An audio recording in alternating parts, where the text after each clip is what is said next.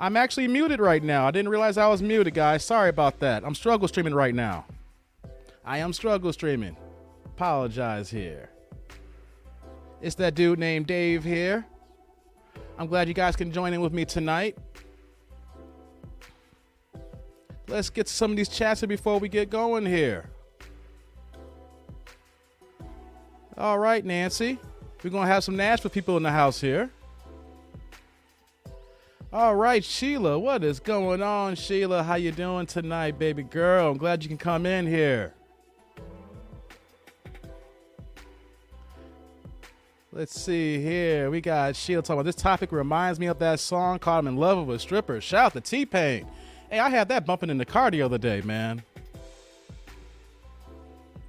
Yeah, I know, no sound. I figured it out really fast here. I was doing some manual stuff. It's been a long day, guys. I'll get to it in a second here. I just want to get to a few things here. Hey, you lucky bro. What's going on, man? I'm glad you can join. Trent is in the house. How you doing, Trent? Let's see here. Sheila, you're saying, let's see, Nancy and Sheila talking about they're blessed. That's what's good. And Jamal, not as wives. I feel that here. The chat's building up here. I'm glad everybody is joining in here. Like I say here, I just want to let everybody know that the link to the chat is pinned at the top here. I'll post it periodically here, but if you guys are cammed up and if you guys actually want to be part of the discussion, you guys can actually come. That's the whole reason why I do my shows here. I want the tribe to be involved here. So, you know, if you camber up and you have a good Wi-Fi connection, you can be part of the discussion here. Yeah. Oh, yeah, Nancy, I forgot to tell you, you are added as a new mod. I couldn't remember. Sheila, did you want to be a mod too? Because now we got 3 moderators. We got Daniel, we got Jamal, we got Nancy. So Sheila, remind me here, did you say that you want to be a moderator on Saturday? Gotta let me know here. Kirby's in the house. Raymond, what's good? Hope you ain't related to Bill. I know that's a bad joke. I feel you, Trent. I feel you. We got my man Mikey in the house here. That's my man 50 grand. Shout out. That's what's going on here. So as we get started here, I just want to say thanks for everybody chiming in tonight. Thanks for everybody that came on the live stream on Saturday. So before we get started here, I guess it still feels weird, doesn't it? So RIP to Kevin Samuels. It's just been a lot of stuff going on here with him. There's a couple of subjects, a couple of topics that I kind of want to touch tonight, but I'm going to wait here because I saw all the other content creators did it, and I'm going to let them do their thing here. I'll come back to it later. So, but the one thing is, thanks everybody for hopping on Saturday as we talk about Jamal Bryant. He did come back out. So what we're going to do is, I'm thinking about live streaming on Thursday to talk about that as well. I'm trying to try some things out here. So this week, I'm going to try to live stream Tuesday and Thursday.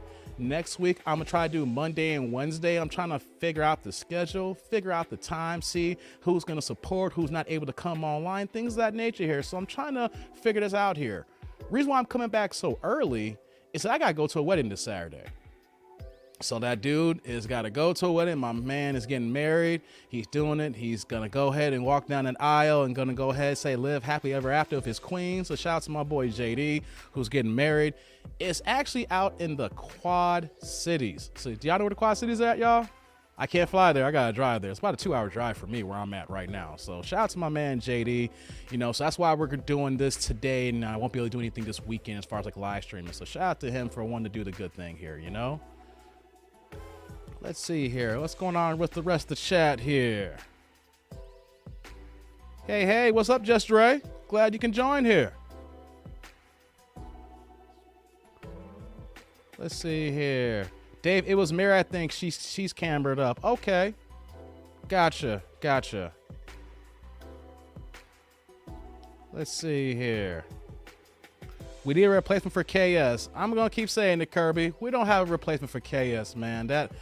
He's a one. Like, one of the things that we failed from, I guess we're stuck in a moment right now. how he was a master marketer, the way that he was able to be genuine in his commentary. He was very direct and blunt, and he also was good entertainment as well. I mean, he was just all and above. So, man, there's only one of him, man. So I feel you. We need a replacement, but who's gonna be?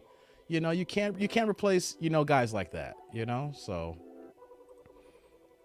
that's right, Nancy. Hit that smash and like and subscribe button as we get started here. I'm just, you know, I'm long stroking you guys for a second before we get started here. So, you know, let's just hit that like button. Help the boy out the algorithm. Okay, that's all I'm asking for. I'm not asking for any money, just a few likes here. See if YouTube can put my channel on the good strike, you know, on the good marks like we always do here. We got Alex in the house. Shout out to Alex. One of the day ones. What's good, bro? What is good? KS was unique. Yes, he was. Yes, he was. I appreciate the sentiment, Kirby. I'm not the replacement, man. I'm broke down, man. I'm, you know, like, remember they called Harold Miner Baby Jordan? I'm Harold Miner in these streets right now, man. I'm just trying to get in where I fit in right now. I'm going to take that. I appreciate the compliment, but I'm Harold Miner. It's only 3 months in the game. So, you know, if y'all know NBA Slam Dunk competition back in the day, Miami Heat, y'all know who Harold Miner is. You know, so that's right. The YouTube formula, no doubt. Kevin Sams was my replacement for Patrice O'Neal. Man, rest in peace to Patrice O'Neal. I got to do some reaction videos on him because he, man, talk about one of the godfathers of his comedy, man. He was unique in his own special way, man. What's going on, Quinn? Glad you made the live stream here. I'm glad you got on here. Day of the channel has exploded. Congrats. Yeah, man, it's kind of crazy how things are going with the channel, man. I mean, like I said, I started in February. Here it is in May. You know, we had 8,000. We knocked out 8,200 probably by the end of this live stream tonight, man. So, hey, you know, I appreciate everybody coming on. Hey, Dave. Hey, different point of view. You got your own niche, and we love it. Hey, thank you. I'm just trying to do me, Nancy. I'm just trying to do me. You're an astute brother. Thank you, Kirby. I appreciate the sentiments tonight. Y'all making me feel good here because I had the roughest day. And it seems like my day coincided with the subject. And I almost wanted to change it up a little bit. But I said, you know what? Nah, I can't do that here. I want to be real to the people here because I want to be as authentic as possible, as me as possible. Because if I'm fake, then y'all ain't going to rock with me. Y'all don't want to check in on somebody who's just going to be lying and giving y'all some fake mess and everything. So let's get a little bit into it here. So we did the live stream on Saturday night, right? So we talked about Jamal Bryant, and I think I will touch on him on Saturday with his apology. And also, too, we talked about like Fox Soul and Vivica Fox and them. I think I'm gonna touch on them tomorrow. I'm gonna wait on them. So I know you saw all the content creators and what was going on recently, so I'll let that breathe here. So like after Saturday night, I was like, you know what, guys? Y'all know I'm a diehard boxing fan. Not gonna talk about it, but I went for like, we went 3.5 hours. So I turned on the Showtime. Shout out to Boots Ennis. Oh my God, Jerron Ennis is the future. So I'm gonna let everybody know right now for your future fight parties. When he's like, okay, who's gonna throw the fight party? Who's ordering the pay-per-view? Who's ordering the food? It's gonna be Boots Ennis, okay? This boy is a beast. I've been on him, DSI, no, not like that, but I've been supporting him for the last couple years here. 2 years ago, I said he was the next ick thing. On my other channel, Boxing Now Podcast, haven't done anything in 5 months, but back in 2020, I said, yo, this kid is legit. He is the goods. And then I even made him my prospect of the year a year and a half ago. And now, Saturday night, he gave a second round knockout. He blew that boy out. Wasn't even close. So he's a mandatory to Errol Spence, but we all know that Errol Spence is going to fight Terrence Crawford. Hopefully. It's been a lot of politics going back and forth with the money. That's the reason why the fight has not happened yet. Money, money, money. Come talk about that a little bit later on tonight as well. So shout out to Boots Ennis. And then the main event with Jamal Charlo, man. Give that man his credit. You know what? I will say this, you know, boxing, we all know it. It has a lot of racial undertones. But the Charlo brothers, you got to put them on the pound for pound list, at least one of them. the first undisputed champion at 154 pounds, and he stopped Castano in the 10th round. He just worked his body. He just kind of glazed him up, worked him down. He used the jab, basically, and then finally put him away. So shout out to Charlo, man. He needs to be on the pound-for-pound list, man. Y'all don't know how good this guy is. His identical twin brothers, the WBC champion at 160. And I even said a year and a half ago that it was a 50-50 fight between him and Canelo. And right now, I say 60-40 Charlo. And that's why Canelo running from these boys. I'm a big fan of Canelo. He's going to be a future Hall of Famer, but he's running from these boys, y'all. He's running from these black fighters. I'm going to say it, the top elite black fighters, I'm going to put that out there. He don't want that work from him, and he don't want the work from the true Latinos like Benavidez here. Man, so that's what I did Saturday night, as far as that's concerned here. So let me get to the chat here before I get to the main topic here. Let's see here. Brought the turtleneck and the blazer tonight. Yeah, I had to switch it up a little bit, guys. I'm just going to go ahead and it's Tuesday night, little prime time, so I figure I juice up the jacket a little bit here. You know what I'm saying? Let's see here. 1 a.m. 1 a.m. The Dave Show. Maybe. Who knows? Hey, what's up, bruh? Dave has the chat mod now coming up. Hey, I'm trying, man. I need some help here. I can't handle the chat by myself. I cannot handle the chat by myself here. I'm a one-man show here. Okay, so let's get into a little bit here. So I had actually thought about canceling my live stream tonight, guys, actually. Oh, boy. I mean, I got a phone call early this morning. I got two nieces. One niece is in 8th grade, and she's actually going to be going to her 8th grade dance this Friday. Oh, my God. They grow up so fast. I remember getting a phone call from my brother in Walgreens. So I was getting a prescription, and he's like, yo, the baby's coming. I'm like, the baby's coming? And it was so funny because I had 3 older women in line ahead of me, and I was getting ready to leave Walgreens. It's like, no, he's about to have a baby. Let me get his prescription. So I didn't say it was my baby. It's my niece, but I wasn't going to turn down the, jump in front of the line. So I went and got my prescription. They said, congratulations. I was like, oh yeah, thank you. And by the time I got to the hospital, my niece was here.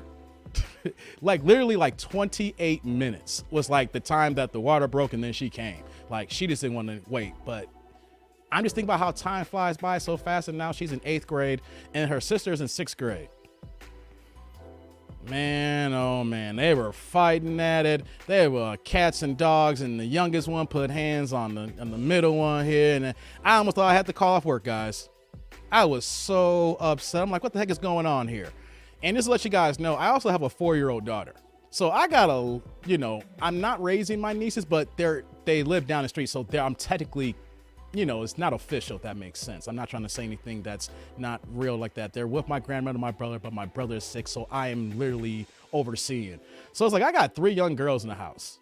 So you know what that means? Well, not in my house, but, back and forth. I got, like Chris Rock said, I got to keep them off the pole. Seriously. They're not ugly girls either. I took them to get their hair done and got their eyebrows for the first time and stuff like that. And I'm looking at them. I'm like, where's my goddamn shotgun nowadays, guys? I'm in trouble. My brother, he's not able to do as much. Their mother's not in their lives. He's a single father. So I'm looking at these kids like all the conversations, all these topics, these reaction videos that we do. We look at these delusional modern women. And so I got 3 young women, and of course my baby girl in the house here, and I telling myself here, what do I got to do to keep them off the pole? But the thumbnail is, why do guys like strippers or dancers? So why am I talking like this here? Because no man wants to raise his daughter or his nieces when they get older to know that they some straight up sluts, y'all.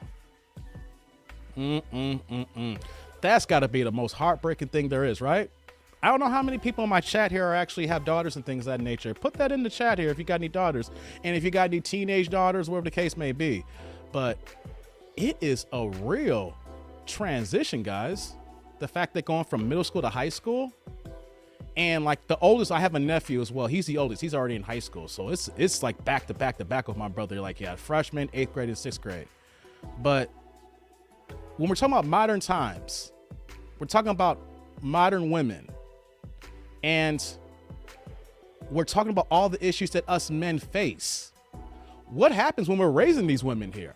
Because the last thing that I want to do is have this channel, y'all saying that, yo, Dave, you popping, you doing this and this and that here, and then you see me and mine's out here in the streets just busting it wide open, going eagle style with it. Man, please, I can't do that here. That's why I've been kind of going as hard as I have these 3 months here, because I see what's in my household here, and I got to keep that same discipline in my house, in my house here. I don't want my nieces and my daughter to go be on the pole. I don't want them to be wearing the janky makeup. I don't want them to have those long ass fingernails. I don't want them to having them long ass lashes that we all see these modern women rock, you know, shopping at the certain places so they have the materials and talking about that they got the bag. That's not real life that I want my family to have. Oh no, guys. Oh no. Oh no, no, no, no. So I had to deal with that this morning with them, and then had to put the youngest one on punishment. I'm like, hey, here's the situation here. You will not put hands on your sister. I don't care how bad this morning time, you got to use the bathroom, and they're fighting like cats and dogs. You would not put hands. So I got to put the punishment down on the youngest one here. So she doesn't know her sentence yet. I'm making her feel it, guys.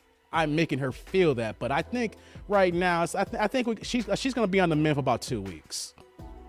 I think about 2 weeks here, you know, so we'll see how she is going to deal with that tomorrow. I'm letting her feel the pain a little bit. We've been having some conversations with her, and you know what though? Kids growing up today is a lot different than kids growing up when we were coming up.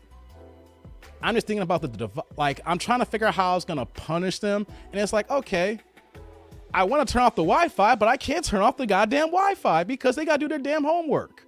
You know, so, and then on top of that too, like there's other things that the Wi-Fi uses for other, you know, resources as we know nowadays. So if you turn off the Wi-Fi, it's like turn off the whole goddamn house up for electricity. So it's like, okay, I can't turn off the Wi-Fi. So it's like, okay, I'm gonna have to cut off all the, you know, the after school activities. You know, I'm gonna have to take the devices away. That is what I'm going to have to do, guys. Take the devices away. Take the iPhone away. Take the iPad away. Take the Xbox away. Just have them just go ahead like old school style and read a book. I need to go to the chat here. I need to see what's going on here. I got to see what you guys are saying here.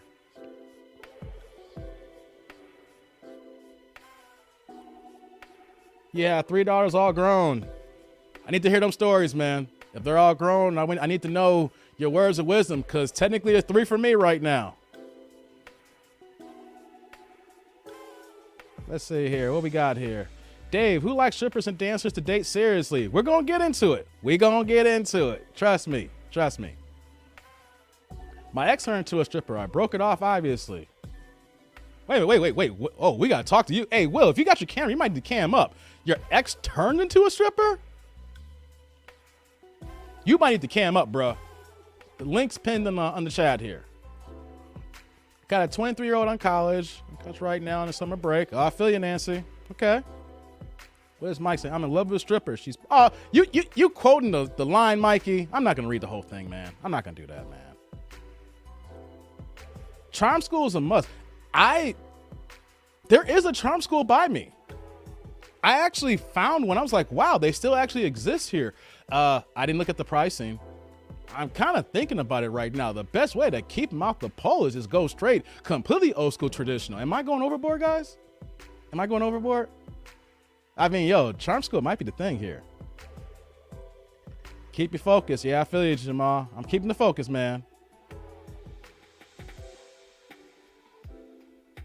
Let's see here. You are not your child's only influence. Sometimes you're not even their biggest influence. That is true. That is so true.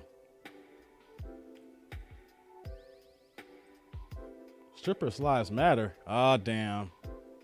I guess we got to get into it here. So let's get into the topic here. I talked about my little personal life here with my nieces here, and they wild, and I don't want to keep them off the pole, but the subject today is like, do men actually prefer strippers? Do they prefer dancers? Do they prefer OnlyFans here? I got the link in the description below. I got the link for the chat if you guys want to chime in. I might even do a video for a live reaction here for a woman talking about being a stripper here. But why did I want to talk about this here? Let's talk about my own personal thing here. Has that dude ever dated a stripper? Has that dude ever been engaged to a stripper? Has that dude ever been married to a stripper? Have I? Have I, guys? I'm curious. You think that dude had his share of strippers or locked them down? What do y'all think? You know, to be honest here, in my late 20s, yeah, your boy was on it. Your boy was on the stripper tip. I ain't gonna front here. I think we're gonna do a story time here. We'll do a quick story time here. So I was around 28 years old, right out of the situation that I was dating this one woman I told you guys about, she's dusty and she's weaving and sandling up and she's dealing with a whole bunch of guys and girls and whatever. Her life's to the pits right now. And I was going through a tough time. So I said, you know what? What do most men do going through a heartache in their 20s? They go to the clubs. They go to the bars. And so, lo and behold, I find myself at the club out here. Was it in Bentonville, Mikey?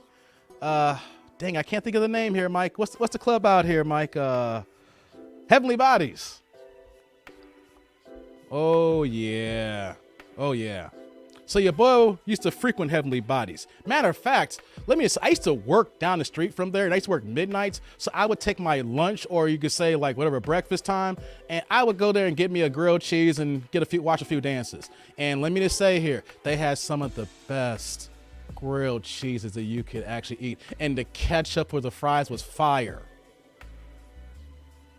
I'm not lying, y'all.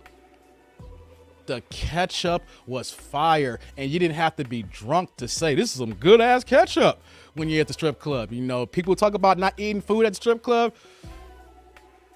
I did. I think that's how spotted me. Saw a guy getting his eat on at the club, you know, just maxing down French fries with that hardcore ketchup and grilled cheese and drinking Long Island's and MGDs, yo. So here's a woman. Goes by the name of Gigi. She had your boy wide open. Man. You know, she wasn't black either. So you guys wondering what does Dave date? I mean, yeah, majority black women, but this one here, she was Ecuadorian. Yeah, I was like, oh my God. So I couldn't afford her. You know, you go to the clubs, you have for the guys who go to the clubs, you know, I'm not balling like that. I had a set amount of money when I go to the spot here, have enough money for drinks, have enough money for dances, and make sure I have just enough money to get back home, not trying to spend all my money, right? But she was different, guys. Gigi was different. Don't know why. She was bad and everybody in the club wanted her, but she was different. She would come and talk to your boy. And she wouldn't even ask for a dance. Yeah, she wouldn't even ask for a dance. You know, we just sit there and talk. And one thing I noticed, of course, you know, she was bad as ever. I'll just point other guys out because I didn't want to spend all my money. You know, it'd be like, what do I have? I have like what? Let's say I have $400 for one night. Just keep it 100. I have like $400 for a night. It'd be like 8 o'clock, right? And I'd be like, hey, look, Gigi, you see that guy right there? He's been eyeing you since you've been sitting here talking to me. Why don't you go get your 5 dances from him and then come back and talk to me? You know, so I had to make the 400 stretch. I had to make it last because I didn't want to get to the club at 8 o'clock. Then her and a few other girls may get all my 400 and I'm back home by 9:45. What's the point of going out if you're broke in an hour and a half? You know, I'm trying to be economical about my strip club experience. So Gigi, I think, recognized that I was economical, but she recognized the hustle too as well. You know, so it's like, hey, you know, he's pointing guys out for me. I'm getting paid. But then by like 9:30, she's like, all right, Dave. All right, that dude. We going upstairs or not? And you know what happened? Yeah, we went upstairs. Gotta do the privates. Gotta do that, you know? So here it is, you know, I'm casually seeing this woman here, and she is really a cool, dope person. Yeah, she's a stripper, she's a dancer, she grinding on the cock carousel, but I'm 28. Blue pill as this jacket here. You know what I'm saying? So I'm thinking I'm on top of the world. I'm like, man, I got this badass woman here, you know, and she got her own thing and everybody wanted, but she only wants your boy here, you know, and so we would actually go and hang out. And the tip of the iceberg came for me and Gigi when we went to hang out on Rush Street out here in Chicago. You know, it's like, hey, you know, I got my girls, you know, listen, you got any guys, let's go to the club and kick it. I'm like, all right, cool. So I can't think of the club on Rush Street out here in Chicago, but I showed up. And then lo and behold, out of nowhere is an old friend of mine I've known since 7th grade, but he's a family friend where that his older siblings knew my brother when they were born, and his parents knew my parents because they were like some of the first black people to move in the town that I lived in. So we knew each other for like almost 20 plus years. And he played professional ball in Italy. So I'm not gonna say his name. That's my man, 50 grand. You know, he's retired, but he came in town. I'm like, oh snap, what's going on? So, you know, me and my man had a table. So here he comes in with his little entourage. So I ain't gonna front. I was, what's the word I want to use? I was trying to act like I was in, but I wasn't in. I was false flagging. I was the hanger on. But hey, sometimes it's good to be the hanger on. Because next, you know, we had all of our tables together. We're having a good time. Then someone from Chicago Cubs showed up. I can't think of his name right now. I draw a blank, but if anybody can remember who played for the Cubs in 2008, who cracked like 40 plus home runs, can't think of his name right now. But yeah, so he was hanging out, and I know he was on the low because I don't think his wife thought he was gonna be out that night. You can tell he was in the corner chilling. So I'm feeling myself, guys. I'm in this club on Rush Street. Ain't no black people in the club but me, my man, who's a ball player, and then my other guy who I came with. You know, they ain't letting no blacks in the club on Rush Street. There's only a few amount of black people that can get in. And I got the early, so I made the quota, you know, before they started dribbling them in. So then we all having a good time. And then next, you know, Gigi hits me up and says, yo, we're outside. We can't get in. It's all around the corner. So had to pull a little juice here. I'm like, all right, Gigi, let me see what I can do here. So I hit the bouncer up who's sitting there, you know, patrolling our area. I said, hey, man, no dudes. I got a few ladies outside. Can I bring them in? And they were like, as long as they're not dudes, I got to come with you. So we come out and we walk, and she's all the way back. She's talking about women getting dressed late and coming out late. So she's all the way back. She would never got in. So then me and the bouncer walk, and I see her and her 3 friends. And I said, they're right there. And the bouncer looked at me. I looked at him. He looked at me. I looked at him. He said, come get him. And then another girl was right there and said, hey, what about me? And I was feeling myself. I said, okay, you can come too. So here I am. That dude, that dude of 28 years old was walking into the club with like 6 chicks. Oh, it was a good time. It was a good time. Oh my God. And here's the funny thing, guys. She would not let me spend no more money when she got in. She literally, I looked like she just came from the club that night. She had nothing but a wad of ones, and the drinks were just coming in. But here's the kicker, guys. I'm saying all this, so I say, here's the kicker here. By around 1 o'clock, that's when the Negro showed up. Yeah, I said it. The Negro showed up. Yeah, we had some brothers that came in. We had some thugs, you know. I guess it was late at night. I don't know. Maybe the bouncers weren't paying attention. So every time that we were together, they kept coming to our group and kept trying to come in. And it's like 4 dudes and it's like 15 women. So they hating. So they can't come in. The bouncers pushing them off. And so we're having this issue for the rest of the night. And so by the time we get outside, then it's to the point, I'm fast forwarding, that these guys really want to fight us. They were just mad because we had all these girls here and we had all these drinks, no lie. And then by the time he's outside, he's trying to talk to Gigi, trying to get in her face. She's pushing the dude, and then it got to a whole nother mayhem. That was just one night, right? That was every single night at the club with her. I realized I was in over my head, guys. I was in over my head. That dude was not built for this. I was not built for it. It was fun. She was bad. Buns glazing, glistening. Good times, but what's the point of going out and having a good time when cats want to fight you all the time? You know, I mean, she's always wanted to be on the scene. She dancing, doing her thing, and she's Ecuadorian. All she wants to do is dance.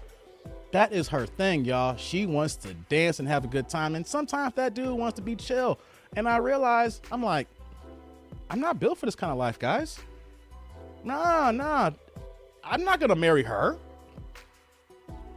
I'll take you out to the club here, and then I'll meet you at your spot, and I'm gonna tell you about the dudes who want to spend the 5 for 5. But how does that look in 5 years when I'm hanging out with my boys? It's like, hey, what's going on, Dave? Hey, what's going on? I say, hey, where your lady at? Oh, she right here. Wait, you wipe Gigi up? Yeah, you know, I had to make her my queen, you know. Yeah. But that's Gigi from the club. Yeah, you say Gigi bad. Come on, look at that ass, yo. You hear her accent? Oh my God. Dog, she gave me a dance too. Yeah, but she with me. She's all mine. I know she rode on your cock. I know she rode on that 80-year-old man's cock. I know that one Thursday night she made about 2 G's and she rode on a whole bunch of cocks. But you know what though? She's only riding on my cock now. How the hell does that sound, guys? How the hell does that sound? So I bring this up to say that women thinking that you can be a stripper, you can be on OnlyFans, you can be a dancer, and not have the ramifications of the future here. Because as much as I digged her, and I gotta say, if there was a 10 in my life, she was the 10. Like as far as my dating pool. But just because she's a 10 don't mean that you're gonna wife her. Just because she looks bad doesn't mean that you gotta look at everything for the future and say to yourself, hey, you know what?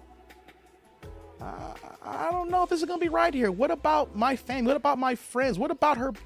There's just so many underlying questions here that I was saying to myself, you know what? Can't do it. So make it easier on myself. I had to stop going to the club for a second. Had to stop going. Ugh.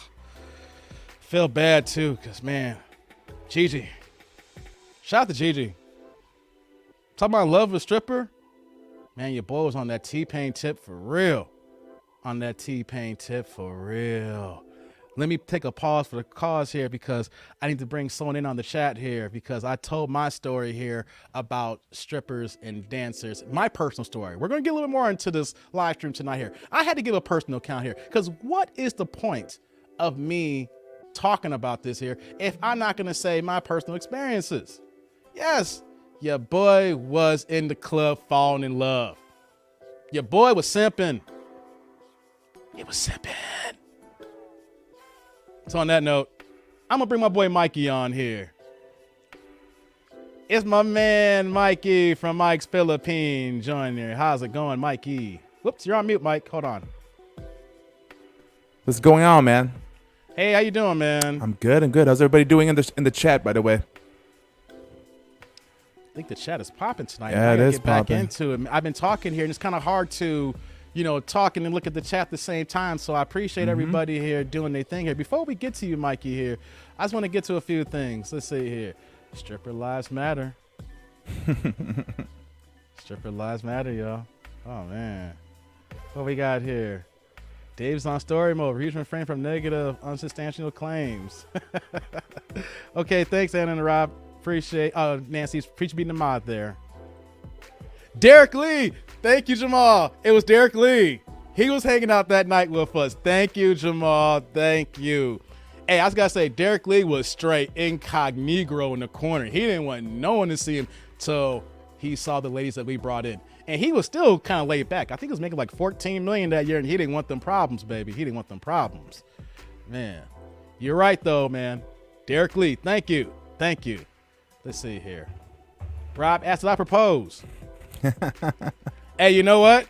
If I had a picture and if I showed the man in the chat here, I think everybody would propose. I didn't, but you'd be like, damn. What we got here? You love strippers, Dave? I mean, they serve a purpose sometimes. So, Mike, how you doing tonight, man? Let's get to you. I'm good. You got a story for me tonight about story time about loving strippers or dancers, or that's not your thing? I'm just kind of curious. Yeah, I mean, like, I think that everybody at one point, especially when you're growing up as when you're a young boy, you're just like strippers. It's like the most ideal thing, closest to a prawn star that you can actually get, Have I dated them? Yes, I've dated a couple from Scores. So, wait a minute. Didn't we go to Scores that one night? Yeah. For anybody wondering, we're talking about Scores out here it's not in Chicago, it's in Mannheim. No. Was it Mannheim? I think it is. Yeah, it was in Mannheim where they used to have that one club by Tony Bitoy. Yeah. Okay, I'm sorry to cut you off. Continue, my friend. Continue. But I mean, the thing though is it was more of like a challenge. You know how like everyone, when you're with a bunch of guys hang out at a strip club. And this is the thing, like for me wise now, it's like I look at strip clubs and I'm like, what was I thinking? I think about, ROI. What's the return on investment? I give you $20 for a lap dance and I get 4.5 minutes of grinding. I'm like, it doesn't make sense to me anymore. But when you're younger, it's like, okay, it's just a thing that you do. But it was more of like a challenge because the average man cannot pull a stripper. So I took it more as a challenge of like, okay, let me see if I can, if I can do this. And so, I have, and a couple of friends of mine, of course, you're like, oh my God, how'd you do that? But at the same time, there's no difference in picking up a girl in a strip club than picking up a girl in a bar or club, right? So, what's funny is when we went to Scores, it was the I don't know, you're not gonna remember, I don't, but I know she was working that day because that's when I first saw her. So, but I've dated, but I know for a fact that I wasn't gonna. And when I say date, is we went to a couple dates, hooked up maybe 4 or 5 times, but I would never consider it a relationship, or I would never consider it, getting married or something like that, even though they look good. Because at the same time, is for me wise, and this is what I've learned from people around me, especially like my dad. He's like, you have to watch the women around you. He's always been that type of guy that taught me that. And so I never have I ever like where I said I'm in a relationship, never fell in love, never even thought of it once that I wanted to, wife one, because there is the ramification. There is that whole part of like how people view you, and how the heck is the girl going to be able to explain to family members what was her job? What she can say, I'm an entertainer, I'm a dancer. I'm like, and the type of women that I like, definitely they're not, a ballet dancer, because, they're not they're not going to be like twigs and stuff like that. So, yeah. So, I mean, I think that everybody goes through that phase kind of. It sucks though for me. It's like in my community, the people in my niche, you see a lot of men going for strippers, and actually it takes it to the next level. So like, so if a lot of you guys are not familiar, I deal with a niche where men going to other countries to either move, find their future wife and stuff like that. But you see a lot of men ending up with strippers. Now, here's the worst part. If you're in the Philippines, there's no such thing as strippers in the Philippines. Because strip clubs in the Philippines is you have the option to take the girl home for a minimal fee. So you just have a bunch of men that sometimes if they don't see their own value, they end up dealing with those. And unfortunately, they look at them as, in a way, it's like sometimes it's like it just becomes very animalistic. It just becomes very just a bunch of horny men. And sometimes if you make your guy down there make the decision, it's the worst thing ever to have, when you don't become logical, when you don't become analytical in what you're supposed to do in the next moves. But if it's just a here and now thing, fine, hook up with them. But that doesn't mean, date them or make them into a relationship, because, and it's funny, you're talking about charm school earlier. Yeah. Well, there's charm school for women, and a lot of women are not even taking advantage of those charm schools, and they should. But strippers are trained in seductive school. They know that they need to flick their hair. They know that when they're sitting next to you, they need to be able to do what you call, like play with the straws. They know the things that they need to do in order to be able to make you think that you are the only guy that's important for her. Like they're trained to just, just have their eyes straight at you at the whole time.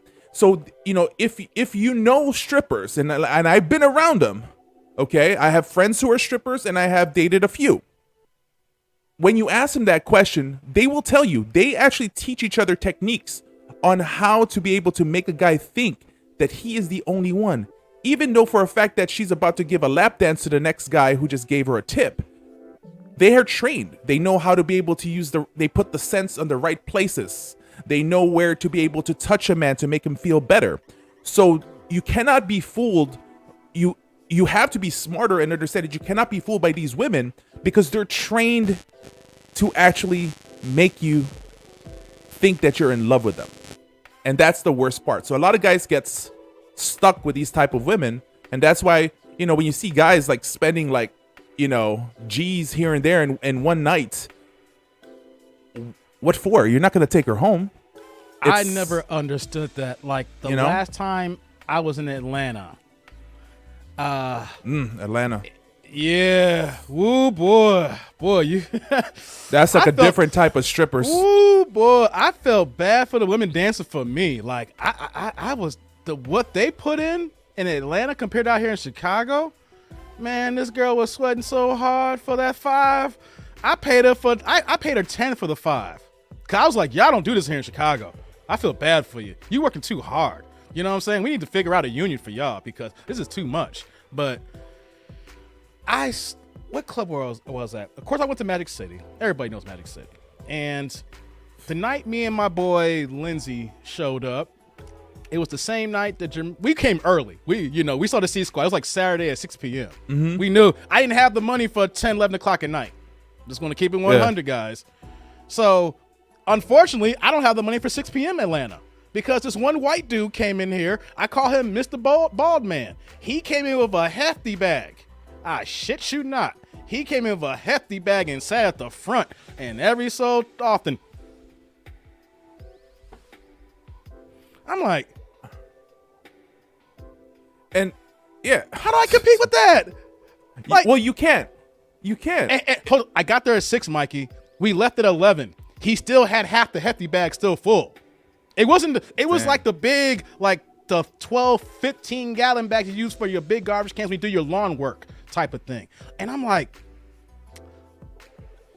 how do you win? I can't compete with that. I'm too broke for that.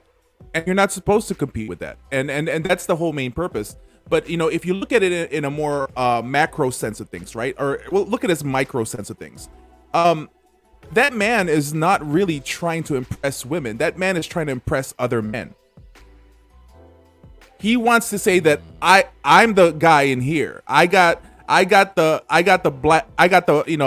black garbage bag full of money here. This is me. All you fools out there, look at me because this is success. And unfortunately, that is not the definition of success for us men, but the type of men that frequents those type of establishments more frequently, like we'll probably go last time I've been to one was some guy's wedding in Vegas that I don't want to talk about, but that's the last time I've been to an American strip club. So just saying, I'm just saying. So we shall not talk about that man. That man, whatever. That's the last time I've been to one. Now, you can compare. Oh, was it that long? So 6 years ago. So you can compare that to how women are, where women put on makeup, they look good. It's no longer for men. They're actually doing that for other women to actually give them props. So it's just two different establishments, but for the two different, genders. For the men, that's how men try to impress other men, right? Like, back in the days, you had a car to impress women, right? You made sure that you had a car when you're younger. You had a car so that women can get you. It's no longer that way. Most men will put on stuff in their car to impress other men now.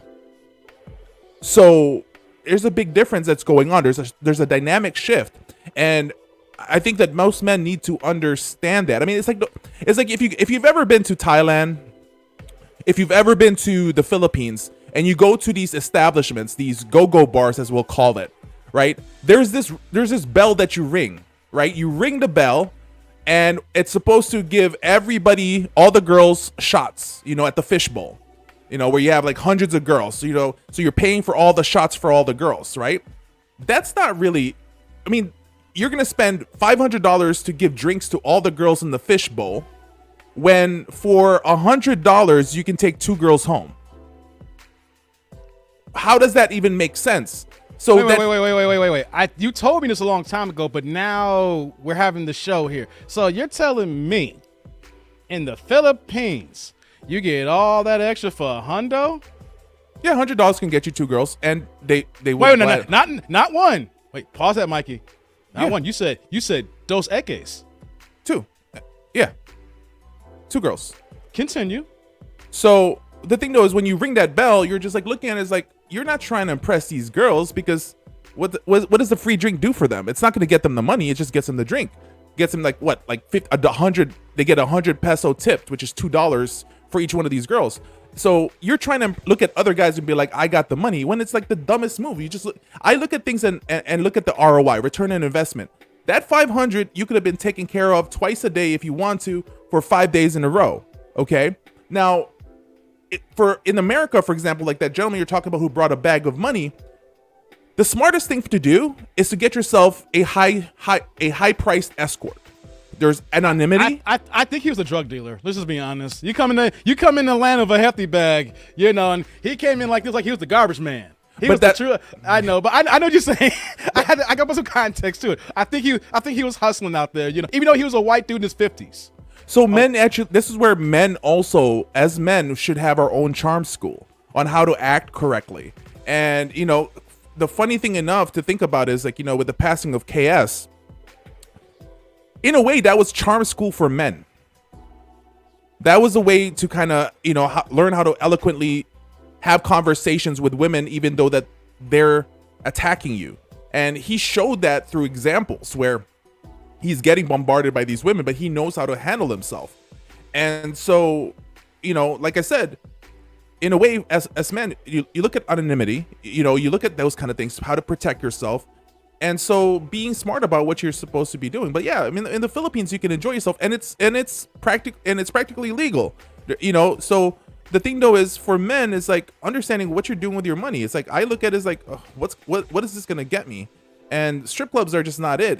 So including with strippers, because of the money that's involved with what they're getting on a daily basis, they don't understand or have a clue or can make sense of like the cost of things, because men naturally just keeps on giving them money. And if you deal with those type of women, their hypergamy level, strippers have a high hypergamy level, but their masculine rating is also high, more than their femininity. So that equals for disaster. So like when men out there meeting women, you need to know your woman's hypergamy level. Like, you need to be able to have your little pointers, figure out what's her hypergamy level. Then you need to know what her femininity level is as well. And there's a point that meets in the middle that determines like what type of woman you actually can handle or you can deserve. And so with strippers, you can see they're feminine more because they're trained to act that way. They're like a double agent. Mm-hmm. But we all know one thing: when everything's off, those girls will be fighting, scratching, clawing. They're very boisterous. They're So I'm not saying ghetto. I'm just saying is that the stripper industry is very masculine, because they're fighting for top position. They're fighting for they even fight for the song. Like I hear stories about strippers fighting in the back because you stole my song. I'm like, that ain't your song, girl. But they even fight for that. So the masculine rating for a lot of strippers are very high, and it's not suggested. All of it is an act. Let me ask you a question, Mike. Have you fallen in love with a stripper? No. No. No. You didn't get the butterflies in your stomach? No, I did. I did it. You weren't thinking about, man, I'm gonna go to the ATM and get this 500 just for her?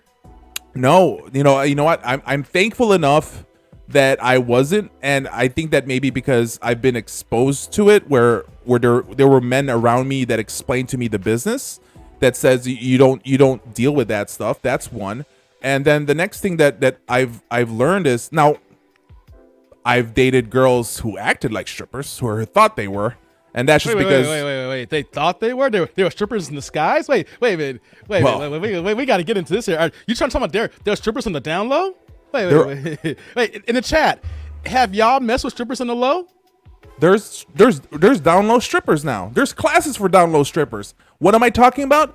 What's the excuse for these girls saying that this is a very calisthenic type of an exercise when they have pole dance classes now? Yes, when they have seductive stripping classes now.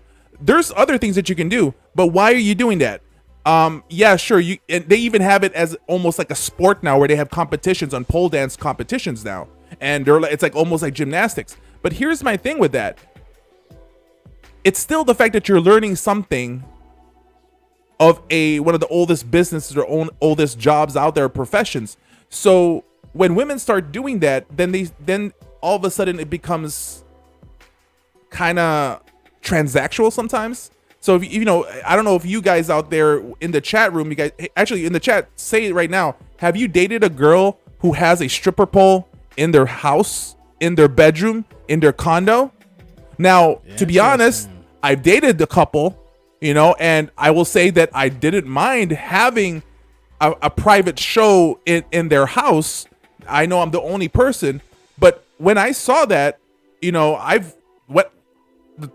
two times that it happened to me, I knew right away that this person's not gonna be a girl that I'm actually gonna wife up, because that was right there. Is just like when you said earlier, Dave. It's like, they don't understand what can happen later on, and how they're going to be viewed. They think that it's supposed to be normal. Sexuality has been normalized to the point that it's actually just given away like Tic Tacs.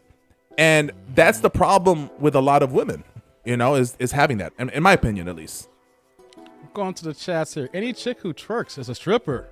Ooh, those are strong words there. Yes. I completely agree. Now that's okay. If they twerk for you in private, that's fine. Yeah, solo twerking. If your girl does it just for you.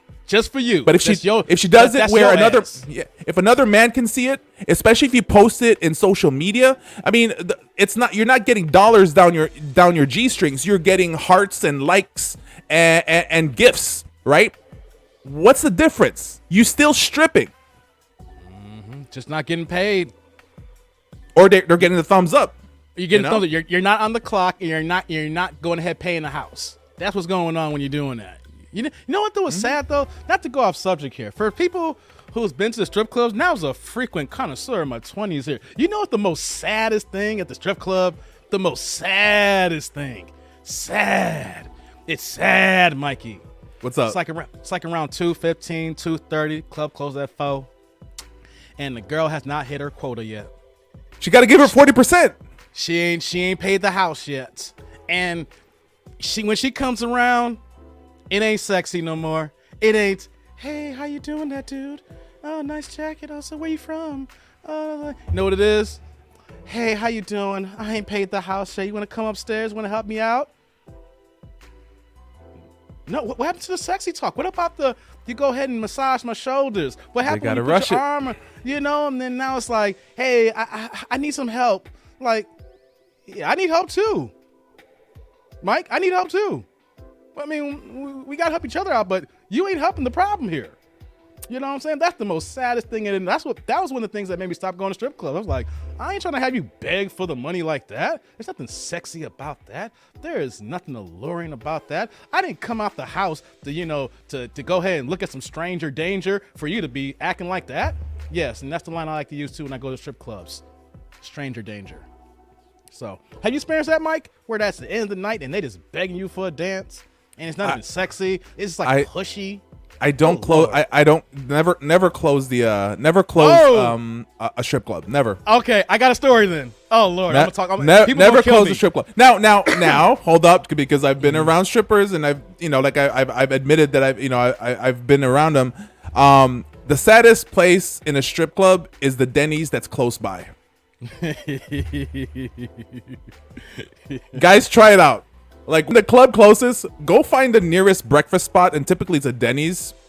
That's where the strippers are at like 5 o'clock in the morning, and just don't even interact. Just like have your table next to close to them, and just listen to the trash talking, the vulgarity that these women are talking about. I can't believe this guy did that, but he gave me $100. I can't believe this one. That's where you guys learn, and that's why for me being around that, I'm like, oh, okay, it's a fakeness. That's perfectly fine. I get it, but yeah, never close a strip club down, because everything's gonna be rushed. And the reason why men close strip clubs down, I'm not saying you, but most men have this mentality in their brain that if they stay there long enough, that maybe one of these girls is gonna go home with them. That's always the mentality of a lot of men. I'm not saying you, man. I'm just saying. No. This is different. This story is different. It's not about me going home. This was just me being a degenerate that night. And see, that's perfectly fine. I mean, you can get the buy one get one, the BOGO, no. dances. Hold on. I'm gonna tell this story, and then we're gonna get to Robert, because Robert's waiting in the queue here. Awesome, man. What's up, Robert? Robert on the set. Yeah. So check this out here, right? So me and my cousin, we gonna go to the strip club. It's his birthday. He's like, "Hey, man, I just need a few hours of stranger danger. Just a few hours. We gonna get there at 7. We gonna leave around 9:30, so I can go home and bust my girl down. I'm gonna look at the stranger danger, then bust girl down." Sounds like a good idea. You go get your fantasy, and then you got a little assistance to go ahead and bang one out for a nice little birthday shindig, right?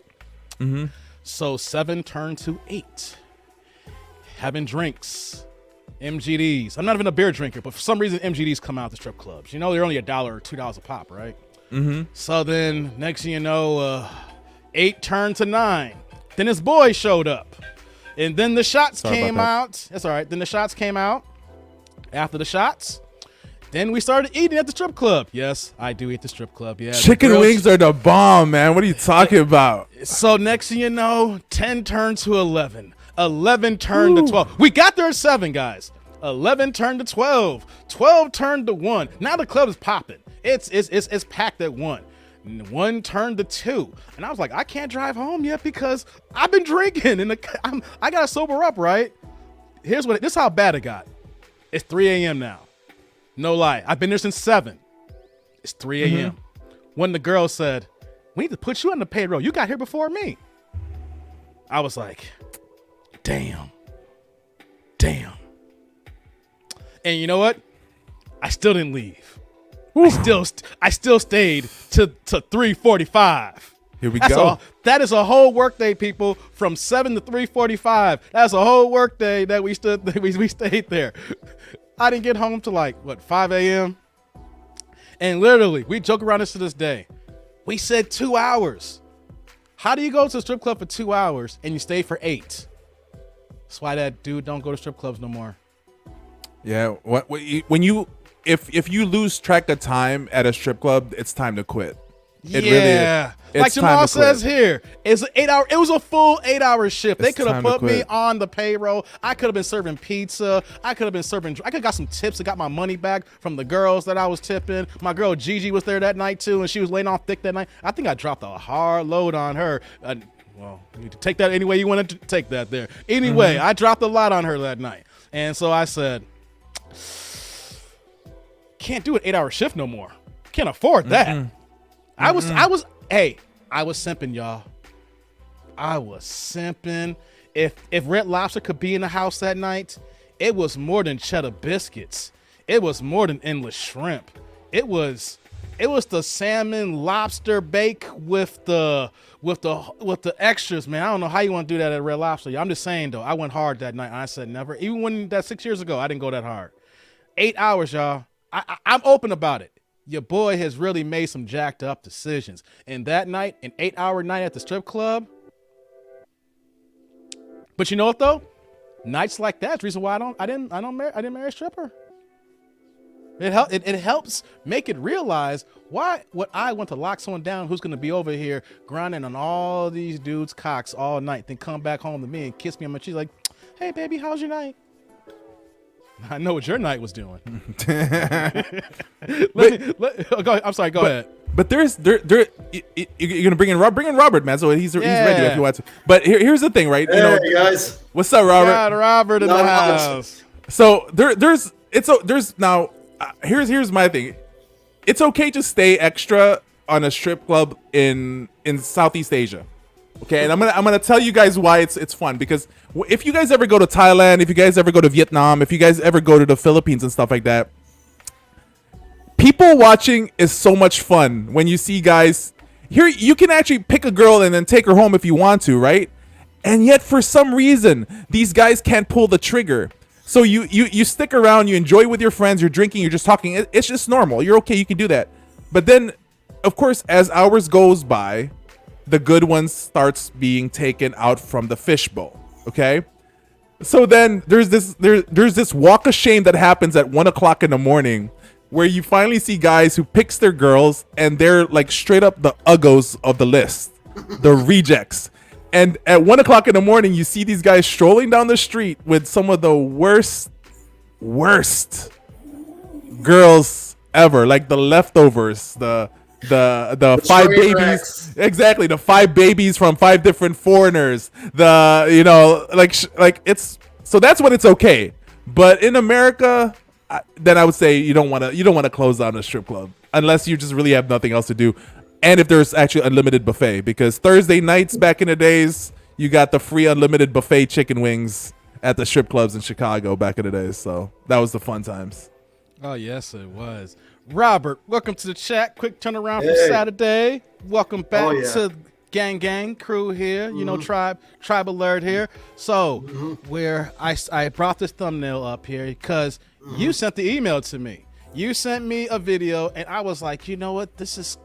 At first, I was like, I'll get back to Robert in a second on this one. I got a million emails here. Then I was eating some lunch, and I was like, you know what? Let me go play this video here. And I'm like, okay. Robert just helped me out for the next show here. So Yes, before we go a little bit further here, this channel, this show's about men being open, being honest. Come on now, Robert. Do you have at least one I have plenty. simp strip club moment here that we No, can talk not about simp at all. a stripper My guess is no situation simp. here?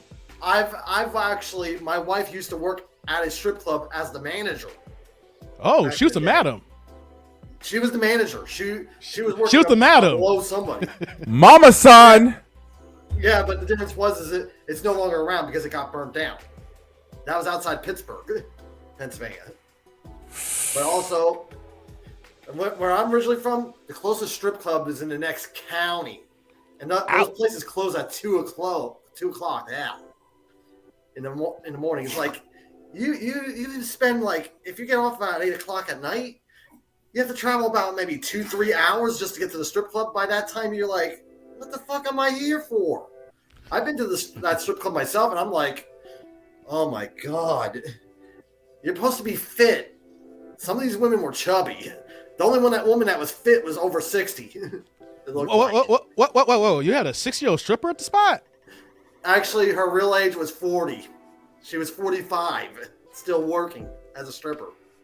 Before you continue, Robert, isn't it sad to see that woman who clearly she's like the Dwight Howard of the strippers? She's been in the league for like 18 years. Yes. You know, she got a good body, you know what I'm saying, for her age, you know, but you know, there's one in particular. There's one woman, when my cousin took me to the strip club when I first turned 21, and she was old then, but she was, it's like, oh, she looked good for her age. Now, let's fast forward to my mad 8-hour dash nights like I'm talking about here, and she's still working there.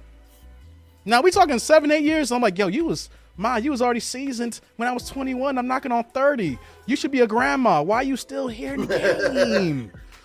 You should have got in and got out. Women don't know how to cash their chips and put them, and get in and get out. Sorry to cut you off, Robert. I had to say that because that's no problem. I bet if I went to the club tonight, she'd probably still there. Yeah, the funny thing is also you have to think strip clubs, the massive amount of them are near military bases. That's what Mike was said about how colorful some women are at the like Denny's and things like that. Imagine if they were near a military base. How vile their speech would get, because it'll be rubbing off on these military men. And we're known as the most vile language people on the planet. Interesting. Like, interesting. She just said that? Man, that's so colorful. Wow. Yeah, I've even known women that I was not even interested that worked at strip clubs. Because there was no strip club where I was from, but the woman lived there. She had to travel down to Reading, Pennsylvania just to strip down there. And she was doing some freaky shit down there. Man. I was like...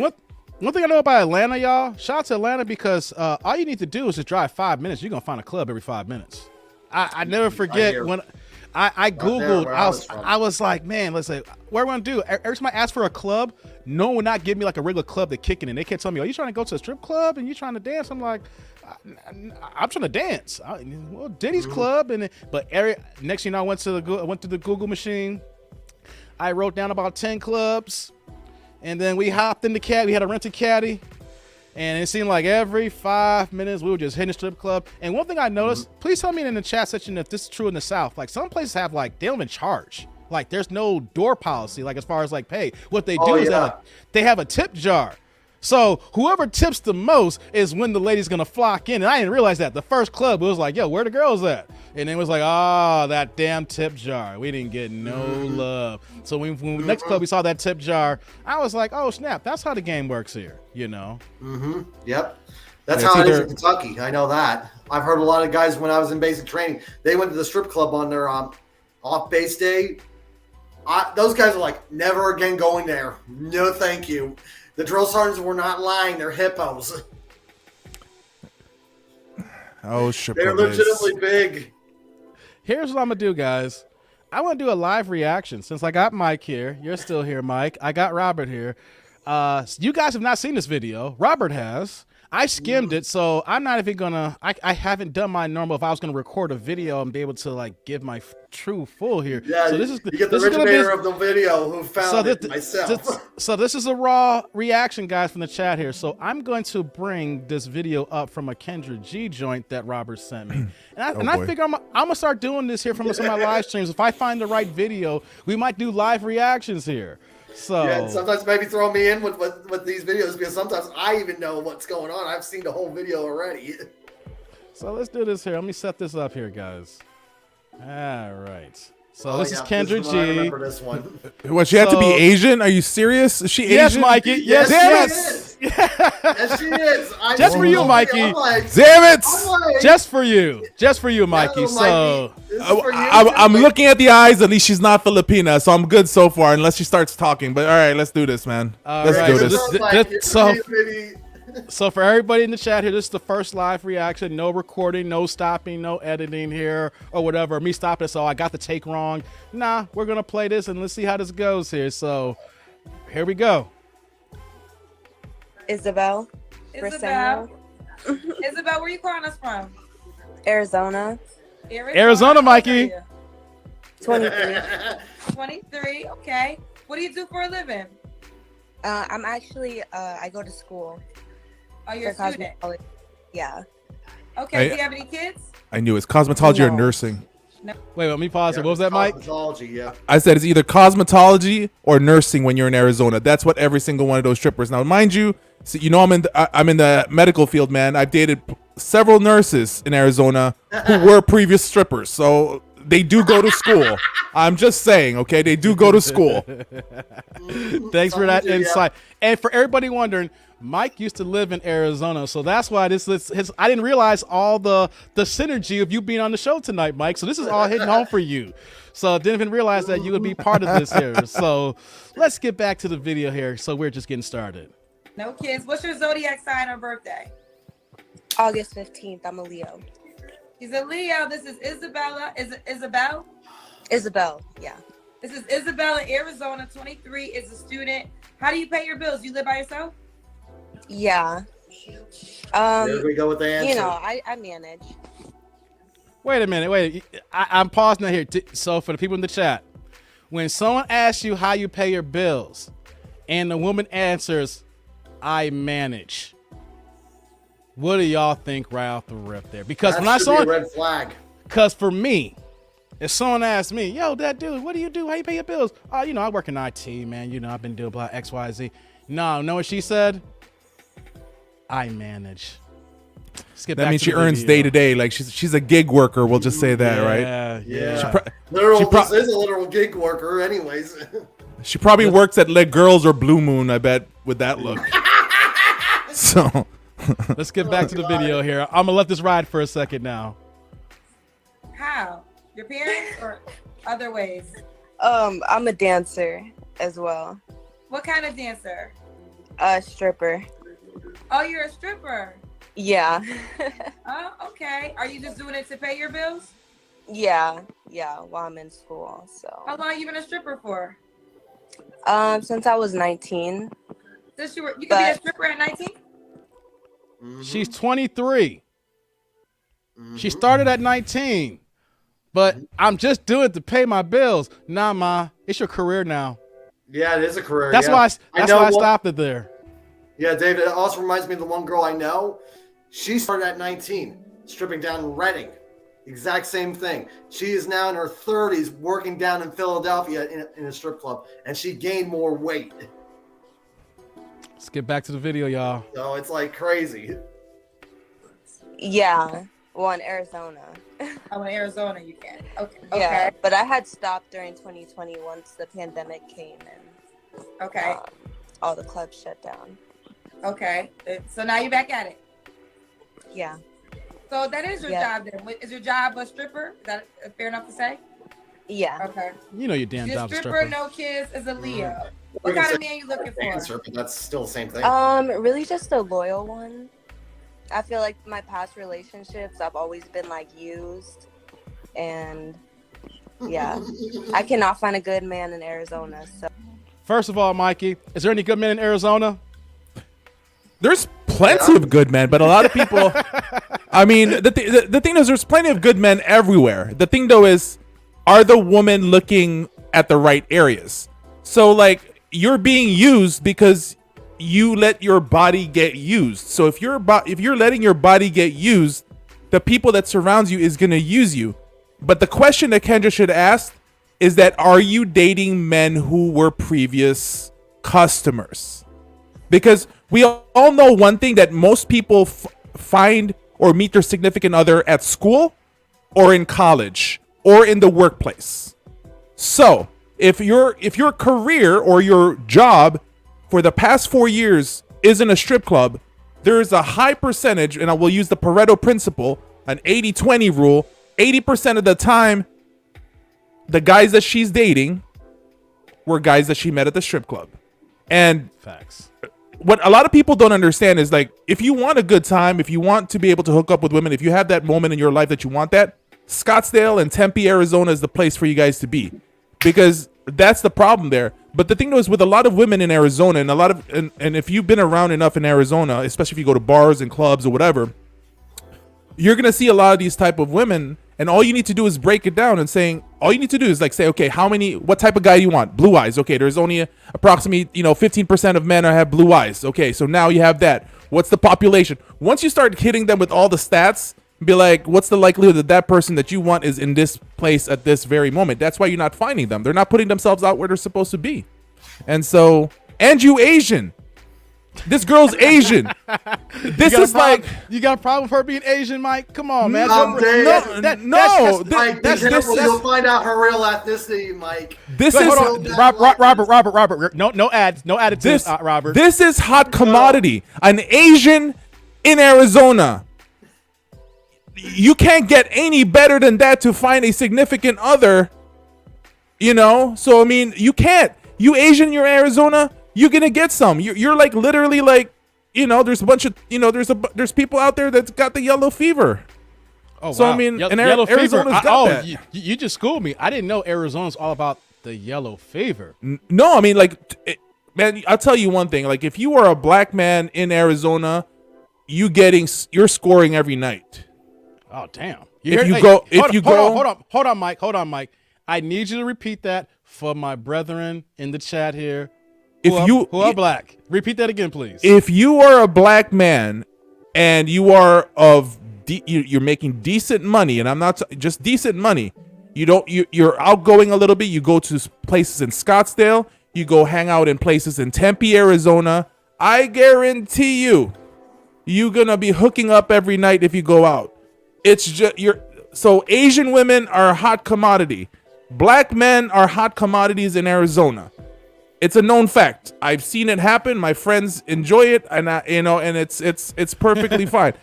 But the thing though is, not every person wants to move to Arizona. But once you get to Arizona, man, I'm just saying, it's one of the best places to go out if you're single. You hear that, guys? Let's get back to the video. Mike just dropped some bombs for my single brothers here. We're looking for that here. So let's get back here. This is gonna get worse, I think. Oh yeah, it's getting very worse. How do you think? Have you had issues with them, like wondering if you were a stripper? I mean, feeling I'm not No. but dealing with you being a stripper. No, actually, my past relationship, I was in a relationship for 4 years. He was actually like really toxic and abusive, like mentally and physically. So I got out of that, and then I actually became a dancer. So. Well, now that you're a He dancer, turned do you her. think that some He turned her out. Sounds like Damn what Pookie and Ray Rays shame. would do. So at 19 she became a stripper. So it sounds like she got with a dude. If she's telling the truth, put hands on her, and she went from one way to the opposite. I don't know if I heard that story a million times, y'all. Unfortunately, 19 and probably ain't got nowhere to go. You know, whatever situation, need some cash. You know, in college, dudes putting hands on her in the past. Oh, girl, you can go get some quick cash here. Damn shame. But you know what though? Let's get back to the video, y'all. men, and there's no judgment. If you can get to be a dancer, you need to be a dancer. But I think there's some men who won't be able to handle that. Yeah, a lot of them. Yeah, that is true. So are you trying? So the thing is, you want to attract a guy that's okay with you being a dancer. Who? Well, I'm not gonna be a dancer for much longer because once I graduate, I'm gonna. Heard I that before. eventually want to open my own business. I heard that. Yeah. So. Yeah, plenty of times. Well, as long as you're a dancer, you're gonna attract a certain type of guy. Yeah, I mean, I guess that's true. Yeah. But I'm not going to be a dancer for much longer. That's the thing. Okay, so and then Y'all know every time I heard that, I'm not gonna be a dancer too much longer. I'm just gonna, when I finish this school, girl, it's gonna be a wrap. But you've been in it for 4 years. Yeah, Dave, you're gonna be surprised of how many more years she has left. Hey, no extra edits, Robert. I got school you on the No, game I'm here. just Don't. saying. Yeah. So we want to keep she the asked suspense that going. question. Yeah, she asked All that right. question, but it's gonna be a good surprise for them. Let's get it going here. Let's get back to the video. Yeah, let's get going.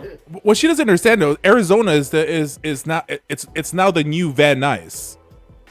And so Whoa. Scottsdale- I was gonna wait. Van Nuys. okay, yeah. That's where we first met, Dave. I know. Yes, I know. That's where we I know. first met. I know. That's where we first met, man. Hey. I know. Hey. So Hey. You So- talking? Arizona's now moved up in the film industry now, in the professional film Arizona, industry? yeah, because of the whole taxes in California now and all the new regulations that they have with prawn industry over there. What happens is everybody moved to Scottsdale, Arizona. So that's where, so typically nowadays the strip clubs, okay, now, I can't say nowadays. I'll say 2007, 2008. Around that time is where a lot of these dancers tend to end up going into part-timing, gig working in the prawn industry as well. So, the couch confessions, as they may say. So, that's what ends up happening In there. that area. I wouldn't want to be a psychiatrist in that area. Oh, It's what do you hear? but you exactly hear this a lot. I mean, like I said, you hear this where these girls will say that they're no longer going to do it again. But I know plenty of nurses that used to be strippers that will say that they still will work their shift, but there's still that thrill that they have to control men and to make them, to give them what they need by just using that. And it's funny how, what she says, I went from, an abusive relationship and now I became a stripper.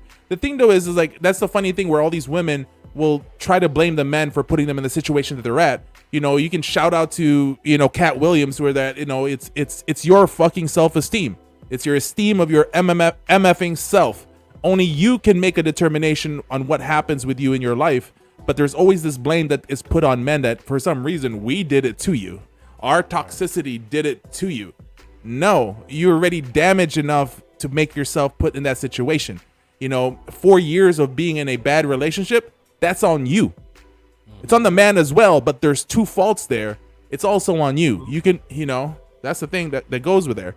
My thing is, where's your father that's supposed to have protected you from being abused by another man? Did your father teach you enough? Did your father did not exist? She's Asian.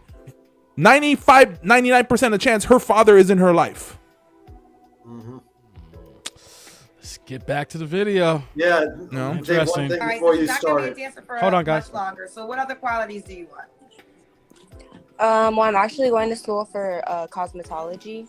Oh, Hair, nails, makeup, all that fun stuff.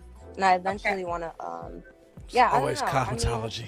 I'm just looking for somebody who wants to have fun, chill, you know, loyal, you know. Chill, loyal. All right, what's some deal breakers for you? If they have a girlfriend, okay, that's very big. Duh. That guys with girlfriends? Yeah, Yes, big and dude. as soon as I find out they have a girlfriend, you know, then I stop messing with them because I don't, you know, girl code. She Don't doesn't do want to be that. the side chick. How long do you deal with them when you find out that they have a girlfriend? Oh, I cut them off immediately after I find that out. So when did you, like, how long, okay, your last situation, you dated a guy with a girlfriend and y'all was just dating? No, yeah, he was just a liar and like he was acting like he had all this stuff and like in reality he had no job. He had nothing, like he was just Okay. a liar. So Gotcha. Wait, wait, wait, wait, no wait, girl- wait. There's the bashing. There's the male bashing. So once again here, let me put this out here, ladies. You out here dancing, you out here stripping, you out here busting it open. All you're doing is attracting Pookies and Ray Rays and Mr. Shirley's. They what is happening? I said what I said earlier in my stream for a reason. I have made decent money my entire life, right? But I talk about how I used to ration $400 when I go to a strip club. You know what I'm saying? And there'll be some nights that $400 will be my play money for the whole week. That's when I was really dusty. I was really dusty in some of those nights. I didn't give a damn. I'm like, I'm going to the club and I'm going to go ahead. Someone's going to get these ones. I don't know who's going to get these ones, but someone is getting these ones. I was extra dusty. And so when she talks about that here, women don't realize that a lot of times guys who are in the strip clubs, they bring in they last. Ain't all ballers in the club. They just there because they need to see some stranger danger. They're bored. And you know what? They need a little action, whatever action it can be. So I'm breaking that down because here's a guy here that had a few pennies in his pocket, and I can talk about being dusty. Let's get back to the video, y'all. If they're broke, I can't date you if you're broke. Like, But she dated a broke man. I don't know. I'm It's not- like it's like If you. don't got it, you Yeah. got it. Walking contradiction, Mike. That's Hey, what we call Talk it. about perfect timing here. I stopped that about broke, and then like I said, Ani skimmed it one time here, bro. But real fast here. Shout out to Eric, my first one for the night, $1. Hey, there we go. That's a small coffee. That's a small coffee, Eric. I appreciate you, Robert. What you got to say about that, broke man? What you got to say about that, Robert? Oh, it's just common sense because no matter what, if a guy's going to a strip club, he's going to end up becoming broke real fast. That's quite factual. And No also what doubt. Mikey said before about the strippers and everything, but also it's this urge of, oh, I can make more money at the strip club than working my regular job. It's almost like the drug game for gangbangers. Same thing. It's the money. Easy money. That's the same similarity with strippers and gangbangers. They both have that same commonality. It's easy money. I can do it with less effort. So let's go ahead. Let's get this video going here. Let's keep it going. But there comes to a point that, like, you know, it's just too much sometimes. You know, I can't be paying for meals, paying for everything, you know, constantly, and you know, You not paying, like, have Mom? a man be like, hey, let me take you out to dinner. So what Well, kind he already paid her. okay, That's the when you say reason. broke, you're 23. What's broke to you? How much money does a guy gotta make? I mean, shit. As long as you can take me out to dinner, and Shit. I mean, Mm-mm. I'm like, I would like 100,000. Oh! But that might You be can't a go. lot. You can't go from 0 to 100,000. Okay. No, At least. That it's like going 0 to 100 in 5 seconds flat. You can't do that. You can't do it. Yeah, you can't go from 0 to 100. That's like, and so here we go again with this whole fake notions of like, I want a 6-figure man and all that stuff, and it's just it baffles me. 6 figures mean you make 60,000 a year. Let's just be honest. You After make 100,000 taxes. after taxes. It's 60,000. It's $60,000. You know, go ahead and make that make sense. But then, you know, sometimes these type of girls, because they deal with cash, they deal with just money's happening. They're thinking that you get that full 100,000. They have no clue. You know, they hide the tip sometimes so that they don't have to pay those extra taxes of things. And that's why. Yep. Have you guys ever heard of this dude that makes a lot of money by reporting strippers to the IRS? I heard about Oh, that damn. recently. Yeah, he's a narc. Yeah, he goes to He different goes through strip clubs. Yeah, no. He goes through Instagrams because you can get the proof there. So these strippers that be showing does their, that too.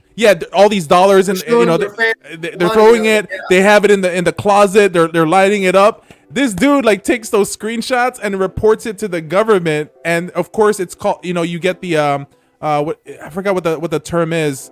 So if you turn in somebody, you're pretty much snitch on somebody. You get a percentage of what the government can claim. So this dude does it he's done it like for like over hundreds of strippers now. So it's kind of hilarious on what he's doing. Strippers get on it for years on end, even in Yeah. the future. Yeah. And they don't like that. No, but you know, just going back to this girl, it's just like, you know, it's just okay. Fine, you want a guy that makes 100,000, you know, Arizona, fine. But the thing that deals with all that is that you want some. Look what she says. I just want a guy that can pay for my meal or can feed me. But then all of a sudden she went She went for the 100,000. It's like doesn't make any sense to me at all. And so it's like, do you know your value? Do you know what you're worth? You know, and so a lot of women don't understand is that your image is something that a guy that makes $100,000 or more, 6 figures or more, is important for those guys because they have to bring you around the people that's in that level. And so it's like some girls just don't understand how it works. Hey, before we get started here, Flo, you got to have your camera on. I kicked you out because you didn't have your camera on. I'm letting everybody know, if you want to be part of the stream, cams up. Don't matter the situation. Like I said, I'm going to keep repeating again. Lapeef Network had that situation back in December. You might be 100% real, but my channel will not be taken down by 1 second of any kind of flash. So I'm going to have to, I'll give you 25 seconds to turn your camera. Otherwise, I'm going to kick you out, and then you come back in with your camera on. So I'm just gonna do this now. I'm gonna kick you out. Come back when your camera's on, guys. I'm not playing around. It took me 3 months to build this channel. Y'all ain't gonna take it away for 1 second. Oh, hell no. Just want to put that out there, guys. So let's get back to the video and see if this gets any worse. It would be nice. Yeah, it would be nice. It would be nice. But yeah. Okay. And what's the age range you want to date? Definitely not in my age range. Definitely not. Probably like 5 years older. So 28 years old. 28. Yeah, like late 20s, early 30s. No. Early 30s. No, What's the no, oldest no. you would go? Probably like 35, 33. So she wants a guy from 28 to 33 that makes 100,000. That's impossible. I mean, it's Highly not impossible. impossible. It's not impossible, but she got the one strike that she's dancing. And then let's just be honest here. How many men are actually making that amount at that age? Because I know just building myself up or other people building themselves up, you have a small minority who's already there. But in actuality, a man doesn't start reaching his stride to 35. He'll start hitting his peak until his 40s, like 45 and so on. And then he maximizes that around 55 or so. So you want to look for a dude that's 28 making 6 figures. You see how women just do not have any pretty much kind what of, she's trying to chase is the trust fund baby. does not have any kind of money management here. So let's continue this here and get to the video? 33. Yeah. All right, Kenya? so somebody between the ages of 28, 33, at least 100K a year. Can he have kids? No. I don't know. I don't. No. What do you Oh, mean? Don't know okay. means no. Well, I don't personally see myself having kids in the future. I don't want kids. She just lost another. Oh. She literally She lost lost. 80% of the men already. Can the guy have Legacy. You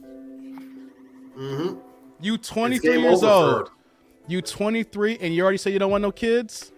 Like you said, you might as well just get rid of majority of dudes here. Here's what's going on here. She basically explained why she been getting ran through.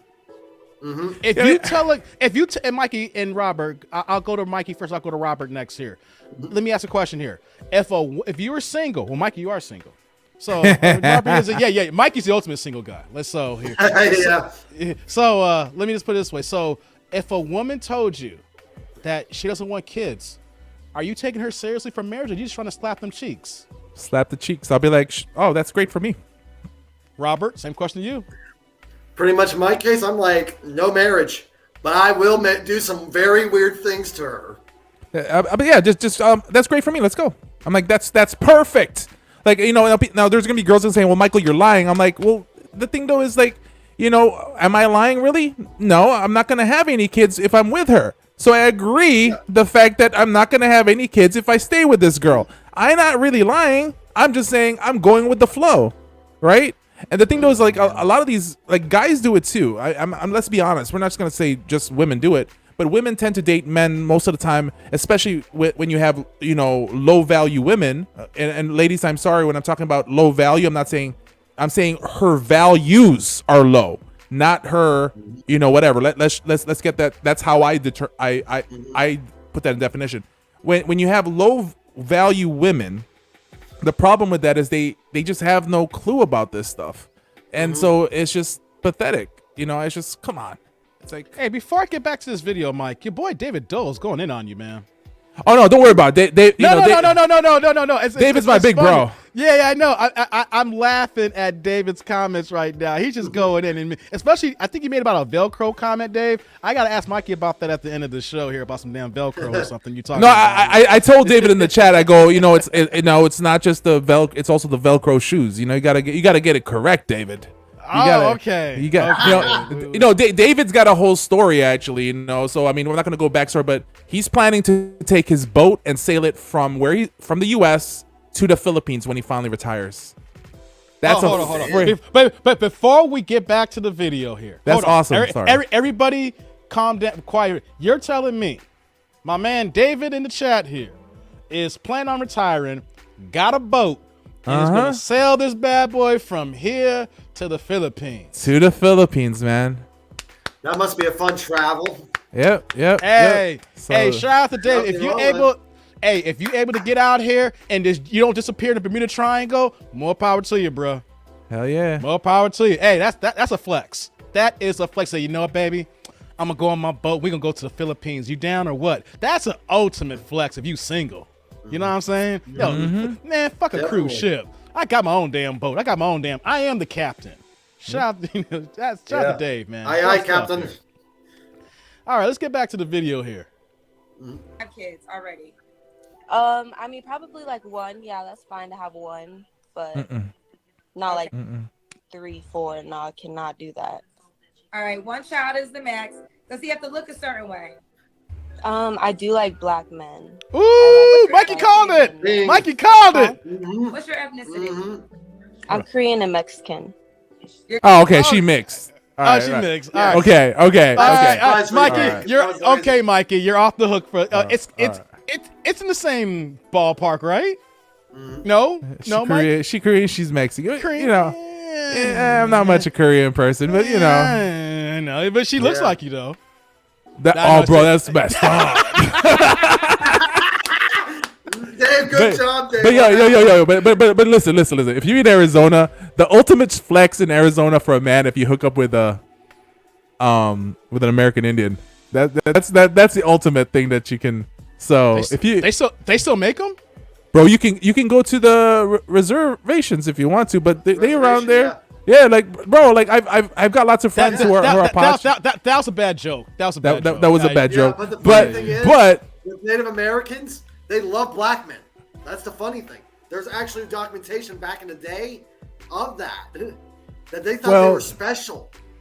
you don't want to go that history, man, because if we judge, if I tell you some histories about that, but yeah, they do Really bad, yeah. they do the American Indians that I have been around in Arizona typically dated African Americans. There is some truth to that. So let's get back to the video. You're off the hook, Mikey, on that one. You're off the hook. You're Korean and Mexican? Yes. Okay. So you prefer black men? Yeah. Okay. And you were describing it, so keep going. Yeah, I just really like dark skinned guys. Just dark skinned guys. Yeah. She wants him to tap that With kimchi a nice taco. Smile. With a Definitely. nice smile. Yes. Does he have to be in Arizona? I would like that. Okay. I don't like long distance relationships. Okay. So this is Isabel in Arizona, 23. She's a student. She has no kids. Doesn't think she wants kids in the future. She is a stripper, but she's not going to be a stripper for too much longer. Lies. Well, should I say stripper or exotic dancer? You said dancer, right? Yeah, you can say dancer, stripper. I mean, either or. Okay. She's Korean and Mexican. She'll date 28 to 33. No broke guys. She would prefer you to make at least 100K. Yep. And if you're gonna have kids, one child's her max. When was your last relationship, Isabel?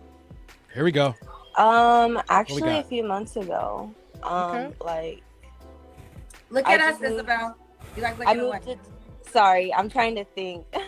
Oh, okay. You're trying to think. I moved to Tucson, and I moved in October, and I kind of split up then. So in October would be my last relationship. Even it was worse. It wasn't nothing serious. It was just a little.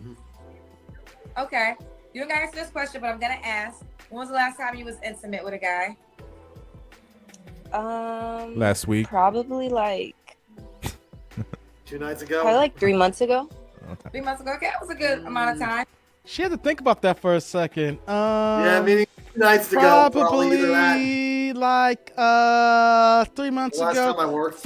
For my people in the chat, I want to ask you guys. You don't gotta comment, but do you know when the last time y'all got some, and can you recall it just like that? Because she was like,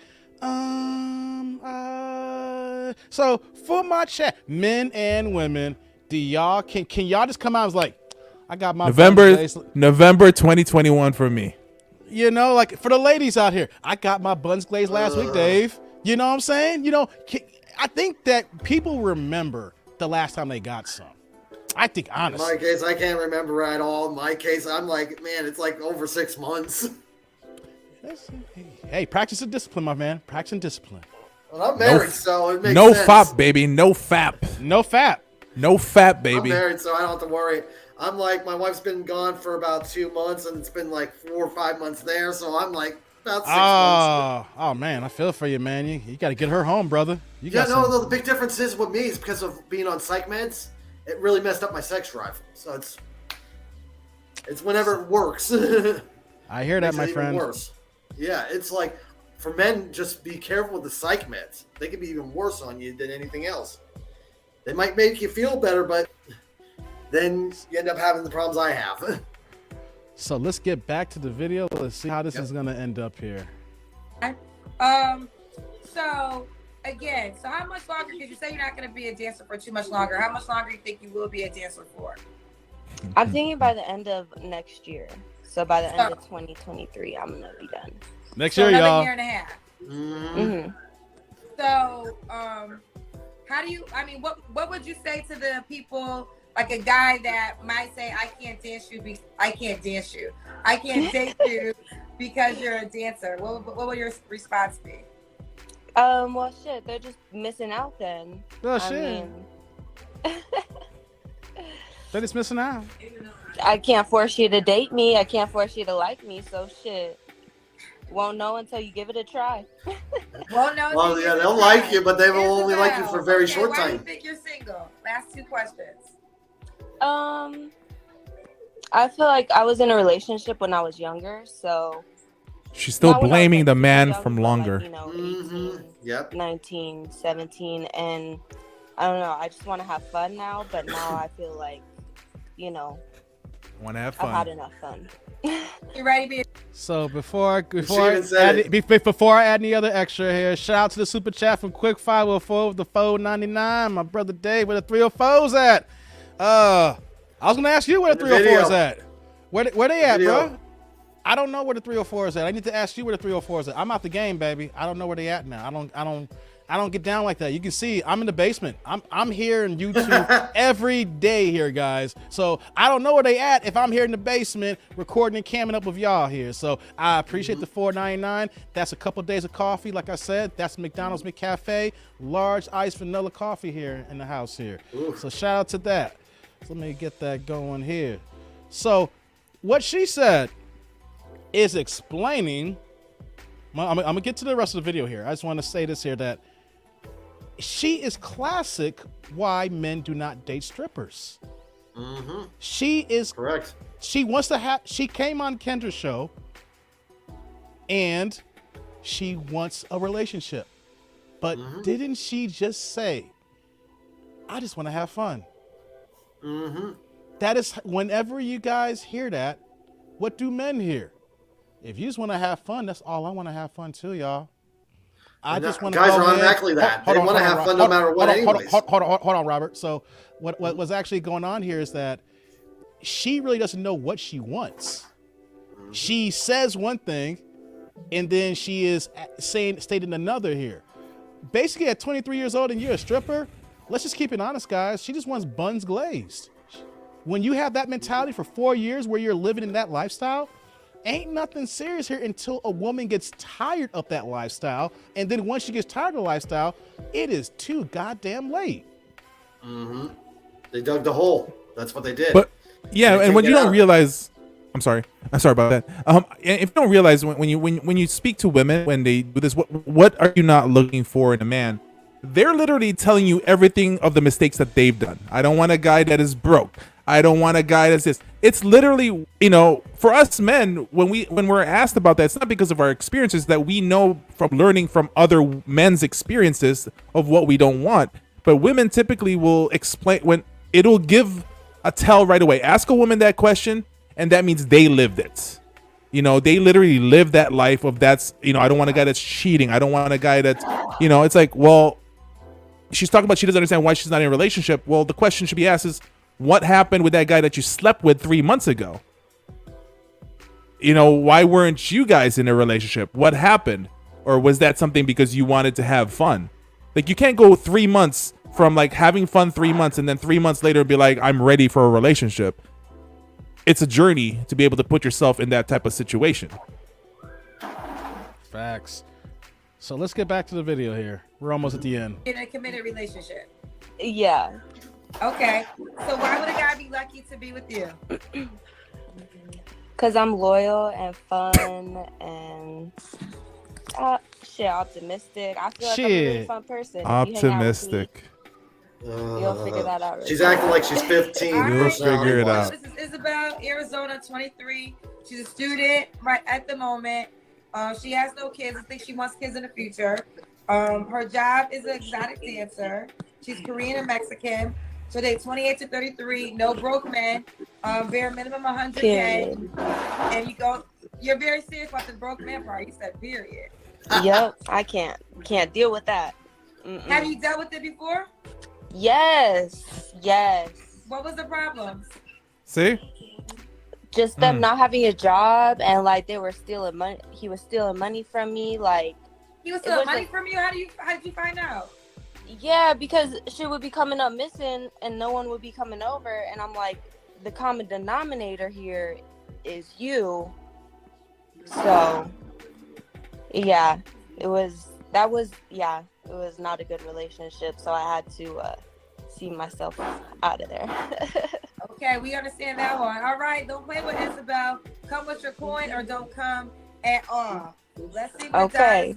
does. Give them your Facebook page. Nah, you don't get it on this channel here. Nah, my tribe ain't No, rocking no. with you. That's like, you know, she's helping with she's helping them clout. That's like that's, I think I never watch a Kendra G video through and through like that a little bit, you know. So she's like, all right guys, simp on this woman.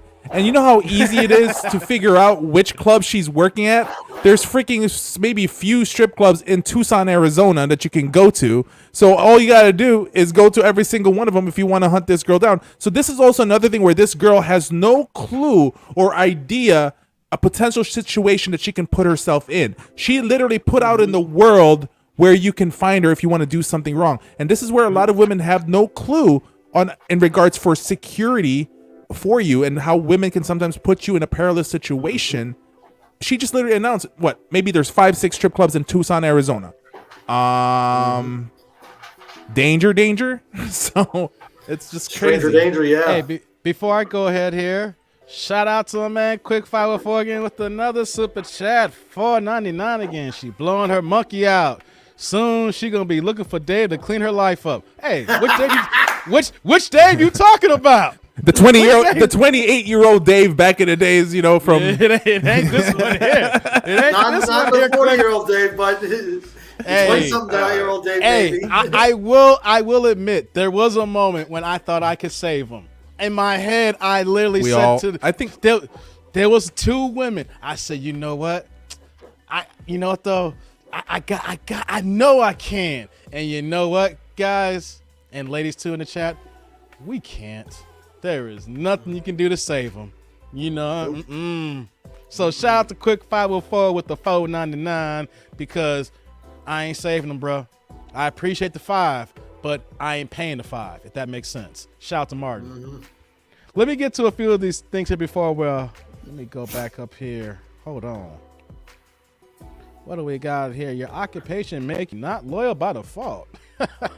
Yeah, that loyal comment was. Yeah, that loyal is when she said there.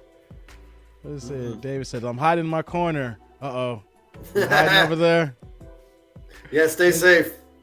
If he didn't come over, how did he steal from her? Let's get back to that part. Yo, Yeah. so she was dating Pookie and Ray Ray, who was going ahead and taking her stripper singles. That's what we got here. She dating with Pookies and Ray Rays, and now she wants a guy that makes 6 figures. And let me just break it down. Before taxes, $100,000 is $8,300 a month, guys. $8,300. So the way that money's working nowadays, $8,300 is not a lot of money. But we put this mythical figure on the 100,000 here. So, man, but she's gonna go from the Pookies and Ray Rays to the high earning men. Damn shame. What we got here? The tribe says, nah, we good. I feel that. Yep. Let's see here. Let me go down here. He was stealing her once for roll-ups. Oh, damn, man. For the roll-ups? I think the guy was just a smart Pookie or Ray Ray. Oh, she won't catch me taking the money. Well, he's not that right after all. Okay, so let me pull that off the screen here. So, a reason why I pulled that video, thank you, Robert, for sending that over. Well, that was no problem, man. It goes hand in hand that what a lot of conversation that me and Mikey have, and just in general this channel, is we have women not understanding that your past is going to impact your present in the future. Oops, sorry, little audio issues here. So here she is at 23 years old, who's talking about got a year and a half to go. Anytime a woman says that she put a year and a half on, best believe that she gonna be still there to 33. She got another decade in the game. So let's bring it back to brass tacks here. Do you think that any man in my tribe here, Robert, Mikey, anybody here who's in the chat here, when women want to be hubris, when women talk about, yeah, I can do OnlyFans and I can still find me a husband, or there's nothing wrong with dancing, like that. Like, why are you making a big deal about it? It's just my past. What you got with me right now? Women are not understanding the fact that we see these things and we don't want to be leftovers at the end of the day. We're the scrums. We're the last of the bottom feeders here. You had your fun. You got your back blown out, and now you want the good guy because you're tired of the strip club, the club life here. We're showing this because men will use you as a boy, as a toy. We have no problem glazing the buns. We have no problem waxing that back. We have no problem saying, hey, Mike, hey, shorty the other night, she came through. And you know what, man? She did this thing of her tongue. Ooh, we will go ahead and do that. But you know what's not going to happen, ladies? We are not going to say, here's his ring and say, I do. Because our boys know what you did with them balls. You know, we seen you at the club. Matter of fact, we probably seen you the first night when we walked in, we ordered Long Island's. So how do you expect a man to actually say, hey, this is my queen. This is the one I'm going to rock with here. And then next thing you know, everybody's seen her in the club. Everybody's rock with her. Everybody has felt the booty.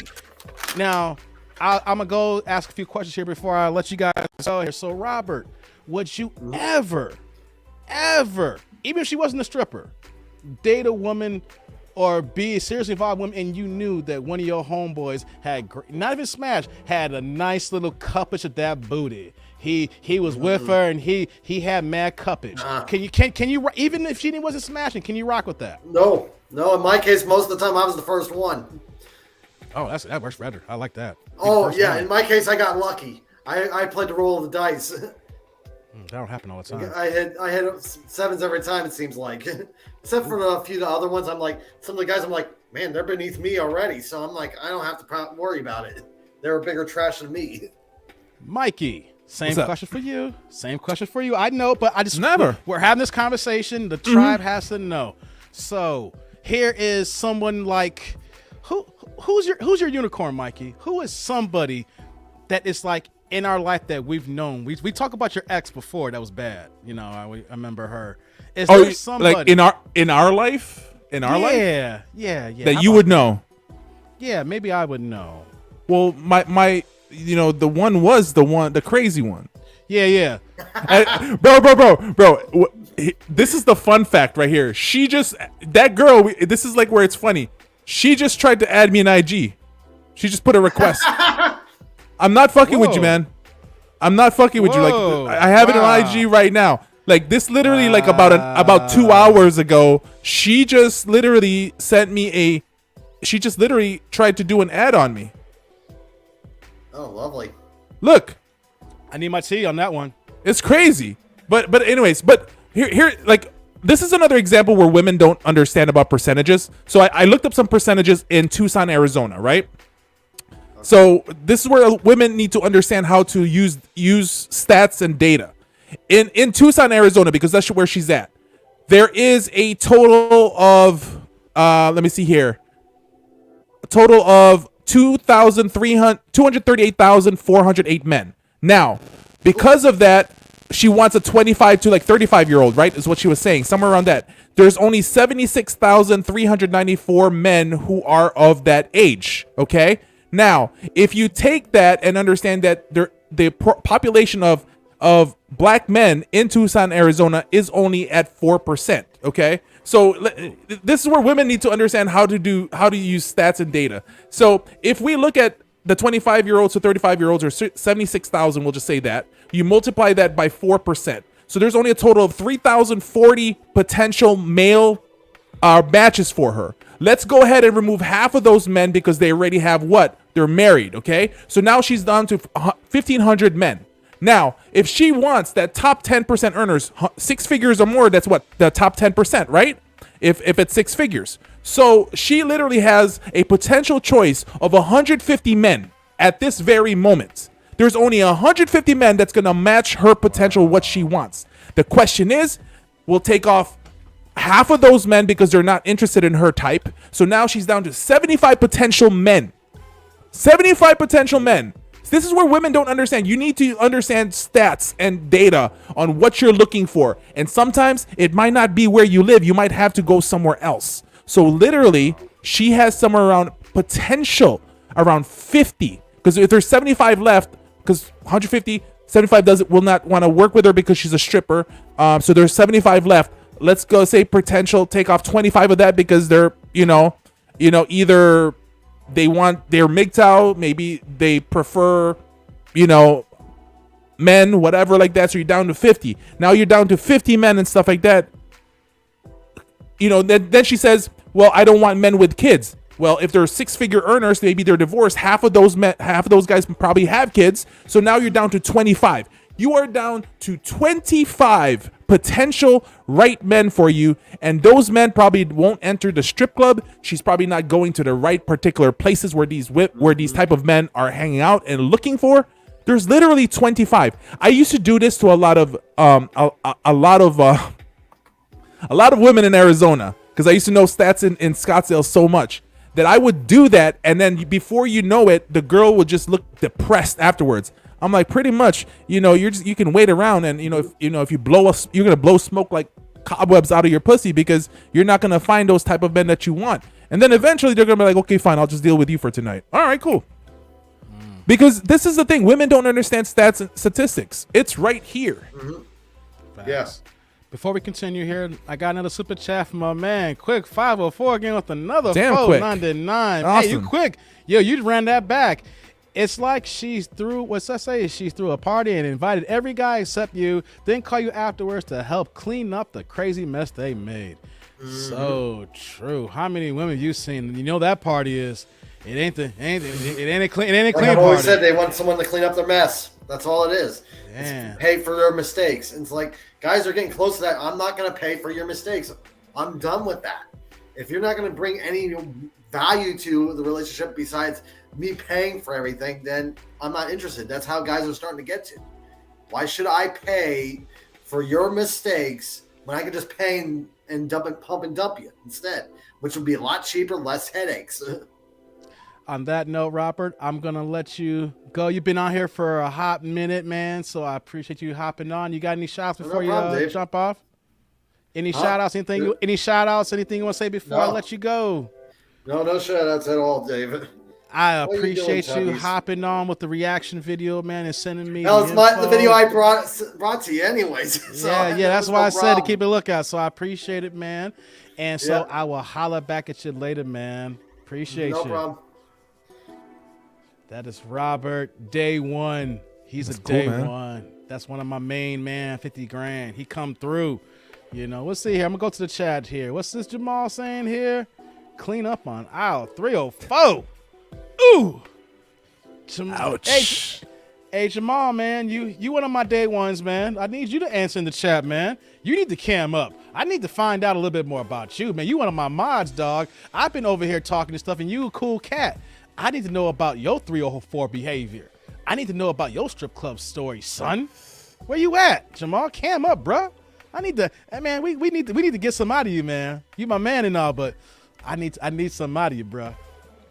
Let me go ahead and get to the rest of these chats here. What do we got here? The FBA movement is growing. We expect to have resistance from black Americans who prefer AA, but we could form our own community. A lot going on back and forth between you and Nancy Burgers and Fries. Y'all having your own side conversations here. That's dope. What's Jamal say? I don't kiss and tell. Negro, please. Hey, man, at least he's being honest. Sometimes Negro, you have to have your anonymity, man. Your secrecy. That's perfectly fine, man. Jamal, you disappoint me, bro. Jamal. Disappoint me, bro. But you know what, man? Go ahead, Mike. What you gonna say? Here's my thing. Like, I'm gonna have to team up with Nancy and Jamal right now against this, right? Because I got a complaint right now. I just realized this. Like, you got a complaint. I got a complaint. Jamal, Nancy, back me up on this one. Why am I not a mod on your channel? You didn't ask. I'm just saying. Am I supposed to ask, or is it? Yes, you're supposed to. Hold on. You got your own damn channel. You got 3 businesses. You over here living the crocodiles in Florida. You just you cooking steaks and falling asleep on me. So how am I supposed to add? Yeah, how am I going to add you as a goddamn mod if you're over here eating scrimps and I'm just saying, man. You got a channel that's blowing up right now. You ain't got time for me like that. I barely had to get you on this damn show. How did I get you here? I'm just saying, man. I'm just saying it's the thought that counts. But I'll put the application. I'll send you the email just like everybody does. I'll put the application in. That dude I'm named just Dave at saying. gmail.com. I'm just saying. I don't want the text message. I'm just messing with you, man. I'm just messing with you, man. I don't want the text message. It's all good, man. I want the email. That dude named Dave at gmail.com. No, don't text me after the show. Don't call me. Don't FaceTime me. I'm just saying. I got it. I'm just saying. I'm just messing with you, don't bro. FaceTime me. You know I got nothing but love, man. But like, let's continue on with the show. I just had to put it. I just realized I was like, wait a minute. I was like, Jamal gets to he gets to mod, and I'm like, Nancy gets to mod. I was like, man. I was like, yeah. Jamal's talking about he's incognito now. Man, really, Jamal? You incognito now too? All right, Jamal, man. Really? Damn you, Jamal. Damn you, Jamal. Wait, so what you guys like? All you gotta do is ask. I'm asking now, Negro. I'm asking now, Negro. Get on the cam up. The next live stream, get your butt on here. So let me get to the rest of these chats here. I'm having too much fun with my tribe here. Y'all fun as hell, man. Let's see what we got here. I'm new. I'm not in it. Dave's the boss. That's right, Nancy. That's right, Nancy. I'm the boss. I appreciate that. You recognize it. All right. Uh-huh. That'd be a step down for you, Mike. I'm submissive. Whatever boss says, that's why I rock with you, Nancy. That's why I rock with you. See that? Jamal asked to be a mod. He sent me an email. Then he followed up, Mike. Then, because I was busy as hell in Vegas, and he was like, hey, yo, that dude, man, what's up with the mod game? See how that works, Mike? I don't care who you are. It's the follow-up. He's got on it, man. I got you, bro. I got you. Let's see here. I'm waiting to see the Corey Holcomb 5150 show tonight. I'm wondering what his rant going to be about tonight. Man, shout out to Corey Holcomb for going in on Vivica Fox. I am still contemplating if I'm going to do a reaction video on that because everybody's done a reaction video to that. So let me just go ahead and go to the chat to see if y'all want me to go ahead and do a reaction video on Corey Holcomb going in on Vivica Fox. And let's just say that if I do that reaction video, it ain't going to be monetized because I'm going to keep it real and funky. I'm not going to edit it out. I'm just going to let the bombs fly. So it would literally just be saying, hey guys, I'm not getting paid for this video. So if y'all want to see me react to the Corey Holcomb video, let me know, man. Do it. He went in on her. Let's see here. I listened to KS working on me. Let's see here. What we got here? I just saved a ton of money on my auto insurance by switching to Geico. Hey, Geico got my home insurance, y'all. They got a good rate. Let's see here. I'm sorry, he cursed too much for my taste. If you think he curses too much for your taste, Nancy, watch this man stand up live on New Year's Eve. I saw him open for Kevin Hart out here about a decade ago, and he came on the stage with a fifth of Henny, and half of that fifth was already gone. And he gave an hour-and-a-half set. Let me just say, for all the women in the first few rows, because I was like in the fifth or sixth row, the women in the first 2 or 3 rows, I would not be surprised if they are hardcore male-hating feminists now. You do not go front row in a Corey Holcomb show, and if you look even just a little bit busted, he gonna get that ass. Hold on here. What we got here? We got Kev Brown with the $2 super chat. Man, you just paid for the large coffee again, bruh. I appreciate it. I appreciate you. Oh, we got someone else here in the chat, man. Who's else? Who we got here? We got Jackson in the house. Salute. Oh, man. How you doing? Yeah, listen, I'm gonna have to take a trip to AZ. Yes. Okay. Hey, bro. No, I'm gonna let Mikey talk Jackson. Okay, Mikey, you give Jackson on some info on the AZ here. Because what do you want to know, man? Like I'll give you an example. Like Dave met my ex-wife now, right? So like she's Afro-Latina, right? She's Dominican, Puerto Rican.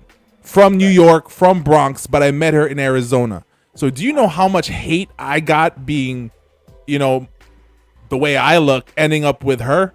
And so because she I didn't believe that was his. She's like one of those people that you're not gonna find in Arizona, and I found it. So I got a lot of hate from a lot of men, like a lot, So it's like, but. That's the thing, man. It's like Arizona is amazing. Like, what do you want to know in Arizona? Like that I can kind of suggest. I mean, it was just I was never open to it because I think I'm kind of spoiled because I live here. I live in New York. Well, Brooklyn, really. I'm in the city, New York City.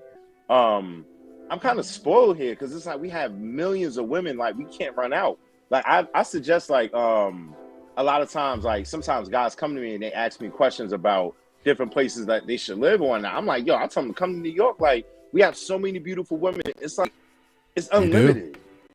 You do. Man, it's mind blowing. And now the summer's opening back up. We have this thing in Brooklyn. We have these things called the summer streets, right? Well, they literally shut like whole streets down.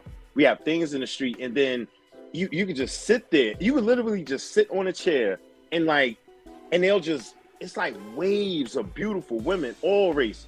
Because it's not like back in the day now with what they call gentrified.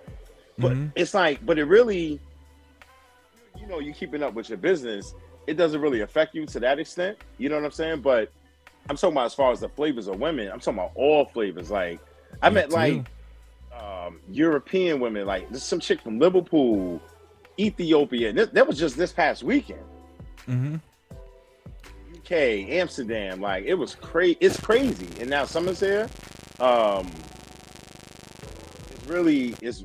Our selection is crazy, and I like the fact how you did the numbers, because we have. I say that we have at least 2 million available beautiful women here, because it's 8.8 total in the city. I do my own percentages. I like how you did that. Yeah, I think it was a perfect time to do that. Like I do it a lot of my other channels, but I think it was like perfect because this, like, you know, this was a good discussion to have. But I mean, like, so like the type of woman, my ex, for example, there's probably hundreds of thousands of what she looks like in New York, you know, because that's what, like, she grew up in the Bronx. But here's my problem though with like what's going on in New York for a lot of men, right? Because I met a lot of New York guys. They end up moving in Arizona. The two biggest population of states that moves to Arizona is from New York and from Chicago. Like, because first of all, Cubs, their spring training is in Chicago, right? It's over by Chandler. But why is it that there's a lot of New York men going to Sosua now? So where is that? I'm not Sosua and Dominican, and Sosua and Colombia. Like I know a lot of New York men. That's where they're moving. If there's good women, easy women to find, because there's beautiful women, but are the women in New York just different on what they want now? Is it pretty much similar to what we're seeing with the hypergamy situation, where they want that top dollar man? They want those type of situations, or, you know, I'm just curious. It could be possibly by default because of like the cost of living here. You have to make a good coin to live here, because like even if like you're like below, right? Like, let's say you're not making enough money, and then you want to jump on, like, because I'm in the real estate world, right? Okay.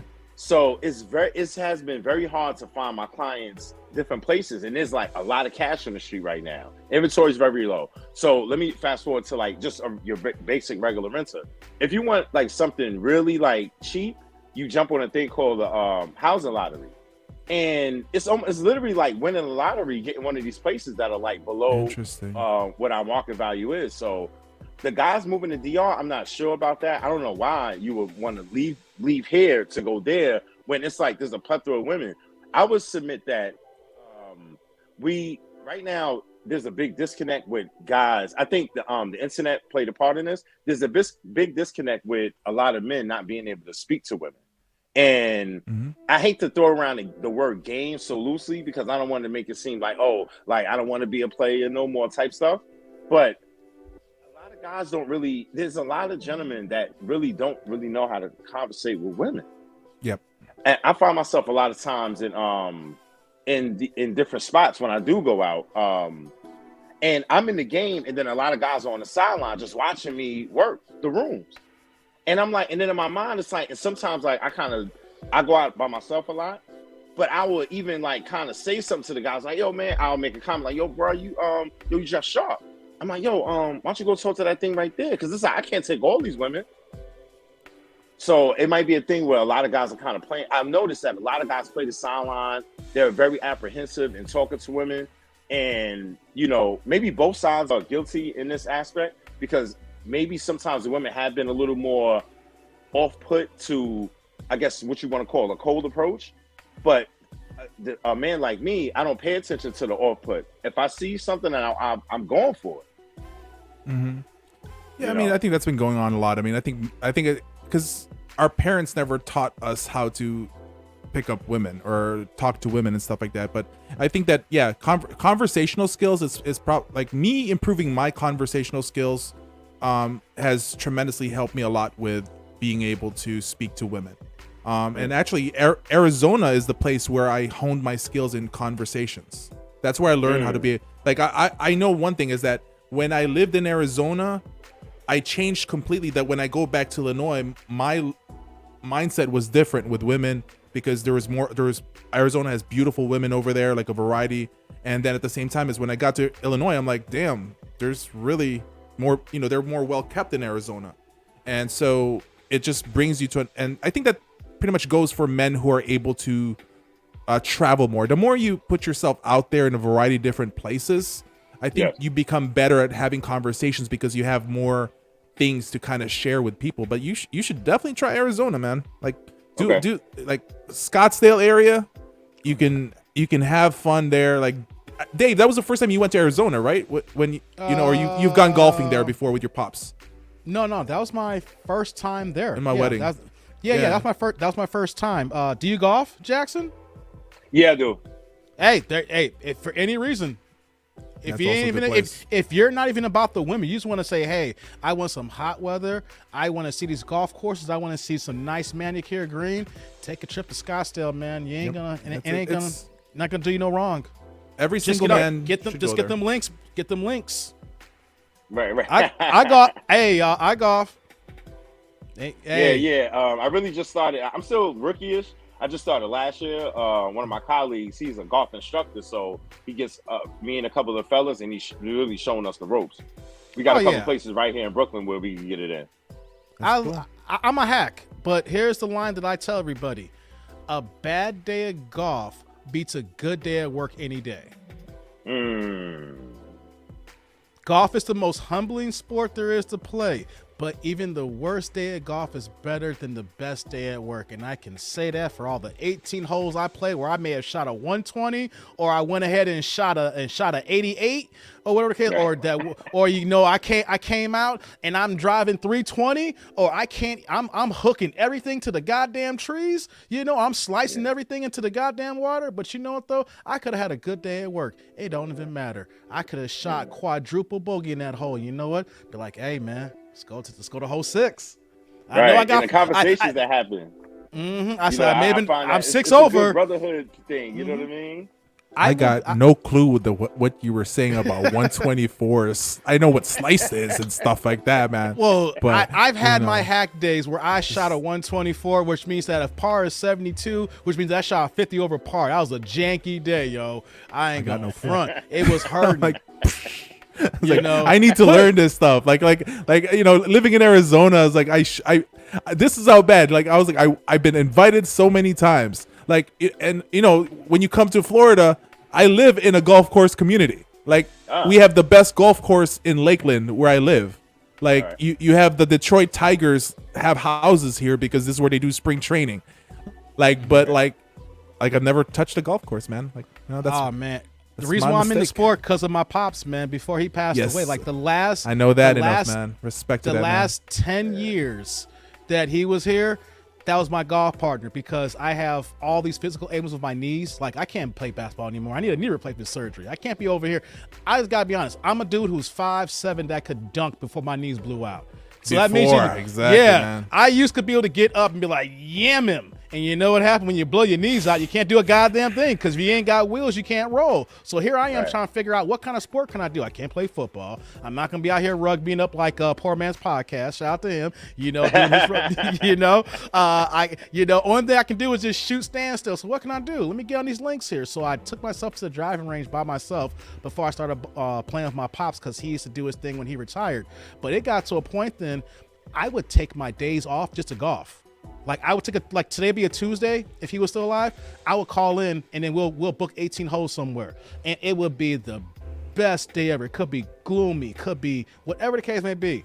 And though it could have been that one hole that you got a par. Could have been just a par 4 and everything else was triple, quadruple bogey. That one hole will keep you coming back. Be like, man, I could have been at work, but that one hole I drove at 298 and then I got here, man, I'm back next week. So I'm just telling you, Jackson, and just let you know, hey, man, get it going. Starts off at the driving range. Just get a routine. Start working on your technique, and this presence. You're not going to be perfect. We ain't going to be pros. You know, the idea is right. just to get good enough so you can give your boys and have a good time, man, whether it's 9 or 18. If I got a Right. hole in one in a putt-putt once. I got a hole in one in a putt-putt over Downers Grove, man. I thought that was cool. Right on 75th That's the Street. starter board. Hey, since we got you on, Jackson, Yeah. the subject for tonight, strippers. Strippers. Have you dated one? No. That's the subject for tonight. So we've been talking Have about I- strippers. Have I had? Have you Yes. dated a stripper? Have you fallen in love with a stripper? Have you had in love with a emotions? Have you had emotions where that for some reason your heart was beating faster before you got to the club and you saw her? You know what I'm saying? Did you go to the A team and says, you know what though? I need an extra 40 just for her. You know what I'm saying? I mean, I gotta find out from my man here. Did you know what's the stripper game for you? Say that there was this one stripper. She was out on Long Island, right? If you guys are familiar with New York, that's like the suburbs. Oh yeah, I work in New York. Okay. I work So- in I work in the Seaport. South Street Seaport over there. I work by Seaport, or when I travel in town, the financial district, downtown Manhattan, Wall Street. That's what's up. All right. So out on Long Island, it was just the suburbs of New York City. There was a strip club I would go to. It was like on the low. It was like a little pricey, but they had this one girl in there. She was Jamaican, and I did do that. I did the dash to the ATM. I didn't go to the ATM in the place. I left and then came back. Smart. She did this thing with her tongue. Yeah, because you know the ATMs in the strip club. Minimum Yo. $100. This chick did this thing with her tongue. It was like, you know how the tasers, the handheld tasers make that get it? She knew how to do that. If you held a taser for a long time and it did the she knew to do that with her. She had a tongue ring, did that thing with her tongue. And I was like, yo. I went to the 8th and I came back. And as soon as I came back, it was That's like, honesty what? right there. You came She did back. it. You She came went, back. I came Salute. back. How old? That thing with the- How old were you? How old were you? 27, 28. Oh, prime age to get. Oh, I get it. I get it. Continue. My bad. But I can't say. Well, if you want to say that was like falling over, yeah, I would say yeah. I would have to admit to that. But I've never like fully dated one. I have relations with quite a few, but not. You know what I mean? Not never like where it was like, oh, this is my girl. We're going out to dinner every week and da da da. Like we're calling every day. Text no. Okay. Had to ask, see who's Yeah, out yeah. here. The ones coming out the club and the ones are being spent outside the club. I mean, I just had to ask. But you know, Right. we're lucky though. You know, do you guys know that we're lucky? I'm 43. Dave, I'm 44. Damn it, I'm already a year old. 44. Dave, you 42, right? How about you, Jackson? How old are you? 40. 40. So imagine if we had to go through all this crap when we were in our 20s about text messaging, FaceTime, all these girls, like accountability, where you at? Like we had pagers back in the day. So we had, people understood why you can't respond right away because you had to find yourself a payphone just to be able to send back a message, right? I It's was like, extra bogus on my page. You had to pay to page me. oh, you were the bad ones, bro. You messed up. Like remember back in the days when you got a box, you'd be like, yo, what's up? This is Mike. Just leave a message after the. You had your box back in the days. You had a separate bell box. You had to steal. But see, I think that we're lucky enough that we don't have to deal with that, and so we're, But nowadays, the guys in their 20s, I feel bad for them. With the women being like, telling them like, hey, why aren't you messaging me? This and that. It's just, I don't know. It's just, I feel bad for them. Like I'm perfectly fine, but.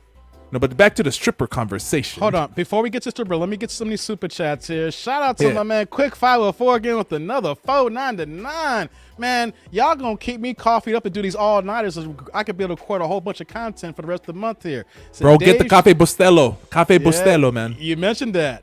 Dave should do a dating show and ask questions Kenny G is afraid to ask and have guys in the comment section to chime in if that person is cap. Man, here's the thing. Let me just put I've been getting tons of comments of people wanting me to do a dating show. Here's the thing though.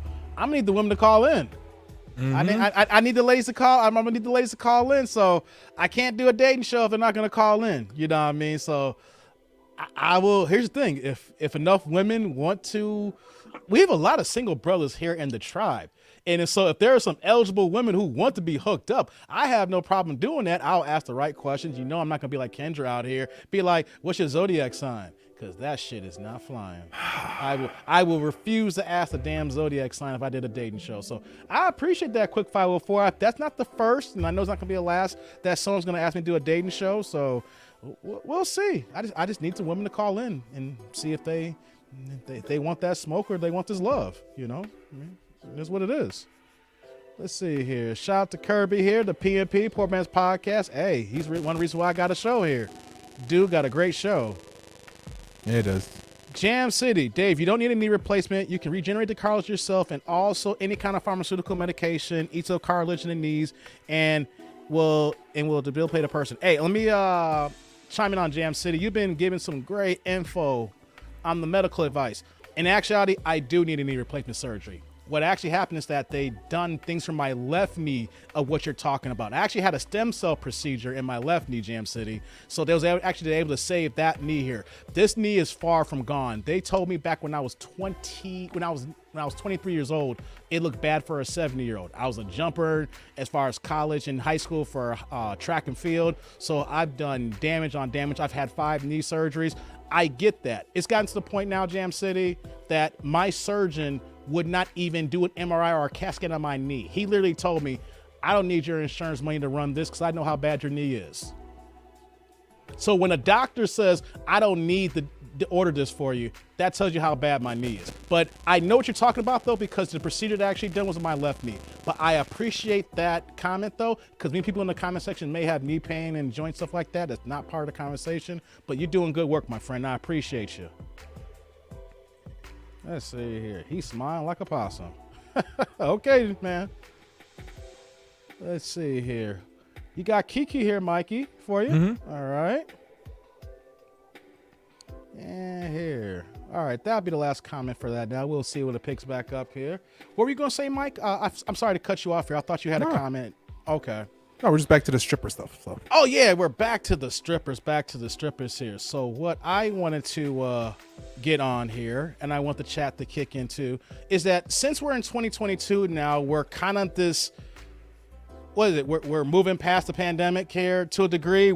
It's still here, but we're not thinking about it anymore. And so everything's opened up. So I'm going to ask Mike, and I'm going to come back to you, Jackson. Are you going back to the strip club, Mike? Now that everything's opening back up, are you trying to get the buns glazed? I have not gone to, like I said, last time I was to a strip club was in Vegas for some dude's, wedding. So that's the last time I was in a strip club. Like being when I go to the Philippines, so I'm going back to the Philippines on July, right? So I don't consider those places strip clubs, because it's not like I'm getting lap dances or any of those kind of things. You don't have to be throwing dollar bills at them or, putting dollars in their G-strings or anything when I go to a lot of these bars. So, it's like, no, because I'm not going to spend money on that. It's just like, it doesn't make any sense. You're dancing. Even if I don't tip you, you're still going to dance. So, and then, you still have the 50% chance that she's got some nasty armpit smell. So it's like, when you get that wrong combination, it's like, it's a waste of money for me. So, yeah, I don't think I'll ever come back to a strip club like a US based strip club ever. Okay, back to you, Jackson. Nah, I call this year is going to be the free the nipple year this summer. So free the nipple year. Continue. Let's hear some details here. FTN, baby. FTN. FTN. Free the nipple year, because this every summer, and I'm telling you, these fashion designers, I don't know what orientation they are, but I thank them for making the clothes the way they make the clothes. Because I'm a titty man, right? So now they do. A couple years ago, we started doing side boob. Now we do under boob, right? Yes. Now it's to the point where the women are just like, yo, we don't want to wear bras. This year is going to be a free the nipple year. So for me to see a good pair of titties. I'm just going to have to just go outside to a regular spot, and the titties are going to be jiggling everywhere. The nipples are going to be everywhere. And since I love that, and that's my thing, I have no need to really visit a strip club when they're just going to be out in the street with them out anyway. Hey, shout out to Burgers and Fries. That's a good question here that he put out. He put a good comment because I noticed this in Vegas. I wasn't in the clubs, but I said I was doing my mingling at the bars and talking to people here. I asked trippers to see their vaccination card before they give a lap dance because you want to know something? Ain't nobody vaccinated in Vegas. God damn. Oh my God. If I wanted to have some fun, like literally, there was a couple of thoughts. I was like, man, shorty bad. No, I don't believe in vaccine. I don't. Do what you want to do, people. This is not a CDC conversation. I just know how I get down. When these women were like, nah, I don't believe it. I was like, exit stage left. I don't need the cooties right now. I don't need them cooties. Right. All right? There's multiple cooties, and I don't want the A cooties or the B cooties that you probably both got. So, Facts. I'm just saying, like, they don't believe in that ish in Vegas. I was like, wow. It was like one by one at the bar. It was like, nah, no. It's like, man, do you even use protection? Sometimes. Oh, okay. Yeah. But you know, those strip clubs to me. But bring up what Jackson said, right? Like, I think this is a good survey. Everybody in the chat who's in chat right now, 1 for top boob, 2 for side boob, or 3 for under boob. I'm voting 3 because I'm all about the under boob nowadays. Because that means they got them. Like, you cannot fake under boob. You can fake top boob. You can pretty much almost fake side boob, but under boob, you know you got yourself someone there who's got it. So in the chat, 1 for top boob, 2 for side boob, 3 for under boob. Which one do you guys like? You know, when you see that, you're like, awesome. I'm just curious what people think. Well, your boy David got jokes here. Mike has condoms that are ribbed that glow in the dark, red, white, and blue. Stop sharing. It's banana flavored, damn it. It's from the Philippines. You'll get a lot of those. It's really cheap. The Filipinas love them banana flavored ones. Oh, Lord. 3 by Jackson. 1, 2, and 3. 1, 2, and 3. So pretty much he wants the whole thing out. You know, pretty much Chaotic's like, I just want the whole thing out. You know, 1, 2, and 3 at the same time. See, look at that. People are going for 3. That's what I'm talking about. You know it's the real thing. We winning. 3 is winning. That's what I'm talking about, guys. No, we're still going. I'm waiting for the painted boob 3. Oh my God. Oh boy. Okay, we'll see how those comes in here. I'll come back to the chat here in a second. All right. Yeah, if you notice, even the swimsuits are really dedicating a lot of time to the underboob. Yeah, look at Shein. If you go to Shein, man, Shein.com, like that's the type of like don't ask why I know about Shein, but that's where all the girls be buying their stuff, man. So I'm just saying. Sorry, I'm an ass. At least you're Fine, honest. David. At least you're an honest ass. David's an ass, man.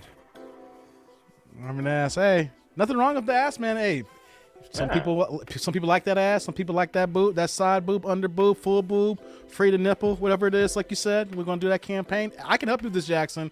We can do a video. We can say, hey, summertime shy here. Where the free nipple campaign at?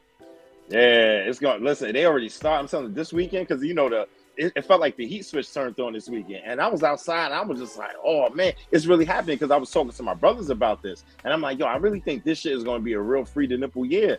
And I noticed it like this weekend was like a trial run, and I'm like, all right, I think it's happening. The switch is on. It's going to be a free to nipple year, type of year. You know what trend's gonna happen eventually? Because I've seen this one-on-one personal with some girl, and this is once again Arizona situation, right? Like, you know how like when a woman goes through breast cancer, then they have to remove the nipple, then they actually tattoo it. Yeah. To give a prosthetic type of stuff. Like, I hooked up with this one girl. She had that done, but she didn't have breast cancer.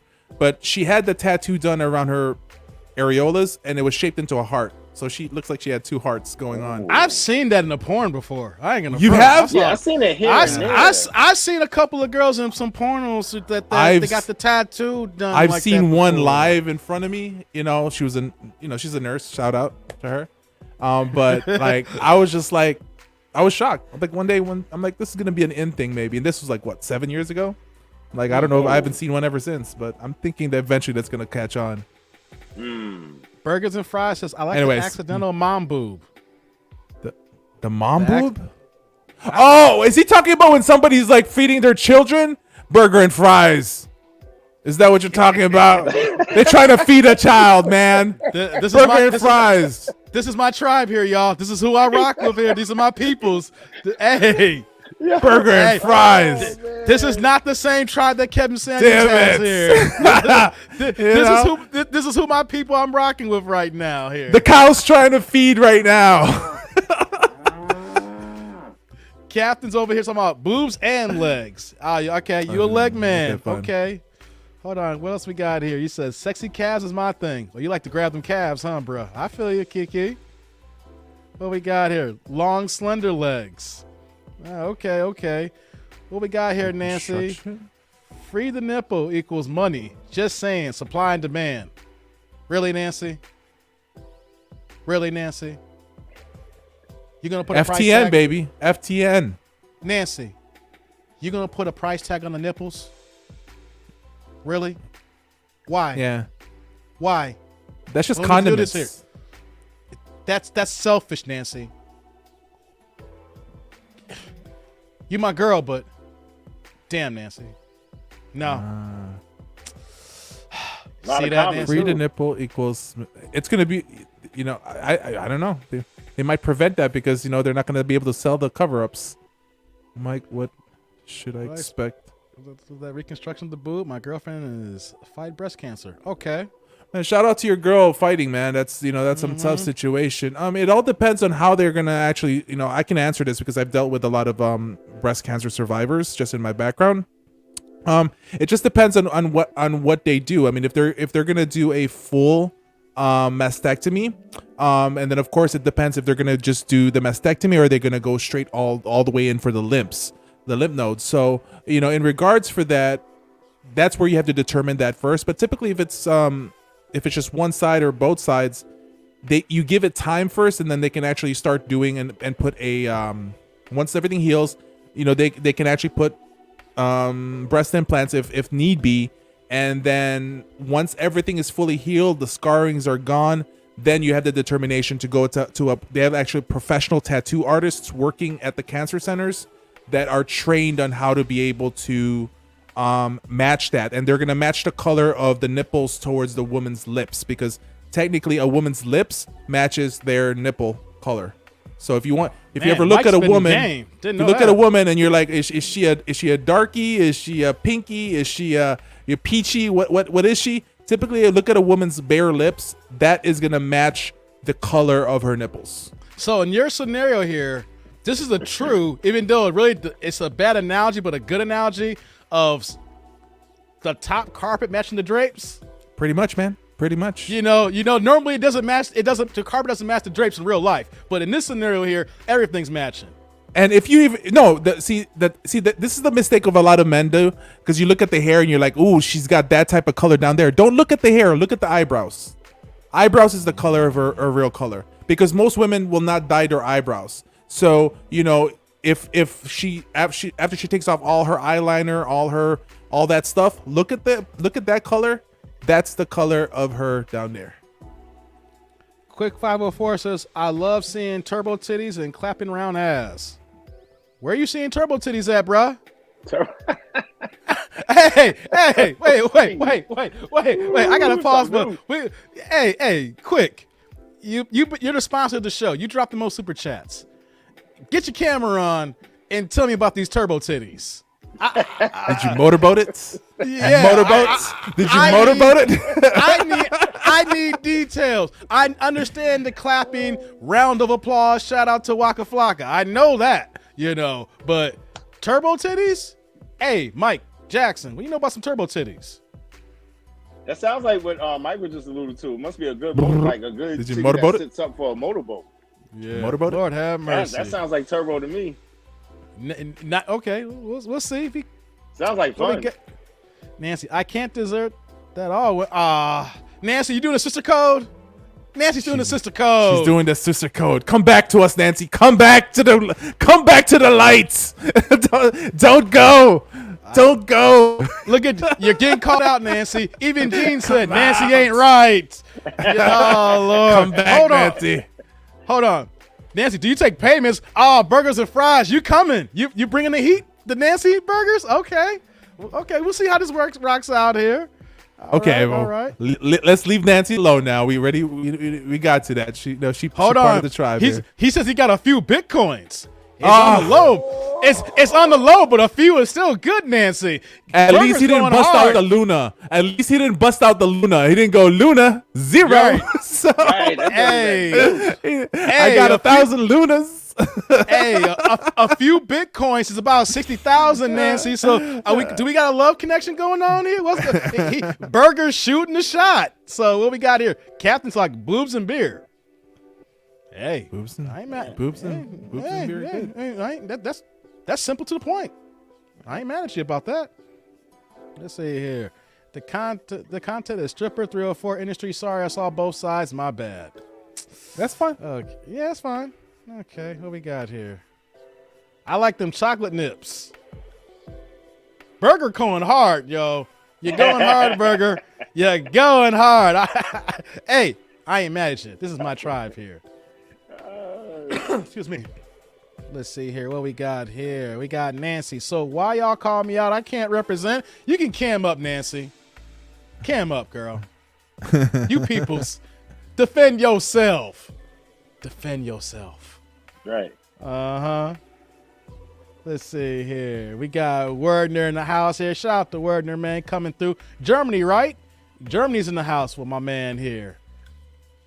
I got a few trick coins. What kind of trick coins you got, bruh? You just all over the place tonight. You got some, man, what we got going on here? That's probably those coins that you account. purchase at strip clubs, that you can you purchase it from the strip club, then you can use it in the strip clubs for like food or something. Shout out to Alan with the $5 super chat on me. Yo, that's another 2 days of coffee. I swear I'm going to die of a heart attack of all this caffeine that's going to be coming with this coffee trying to get this channel popping. I'm going to have like 2,000 videos and I'm going to be out the game because of these heart attacks, but y'all going to have some nice content when I'm gone here because of all the coffee I'm going to be drinking trying to make this. Well, y'all keep me up these super chats. So I really as long as you upload it, man. As long as you upload it. Oh, yeah, batch creation here. I make sure I get them all out there. You know what I'm saying? Won't leave no stone unturned here. Let's see what we got here. We got Gene saying, hat off to Nancy tonight for clowning with all the fellas. She seems like a good sport. Yeah, hey, Nancy's a good sport. That's what I'm saying. We giving you the business because you rock with us. Some women be like, I don't know what's going on with these men here. Nah, that's why we rock with Nancy. That's why she's part of the tribe here. You know what I'm saying? Let's see. We got Calvin saying, calves and thighs of, is that allowed? Okay. Calves and thighs, Kevin. I ain't mad at you, the thighs. I like a little meat on the side. I ain't gonna front on that.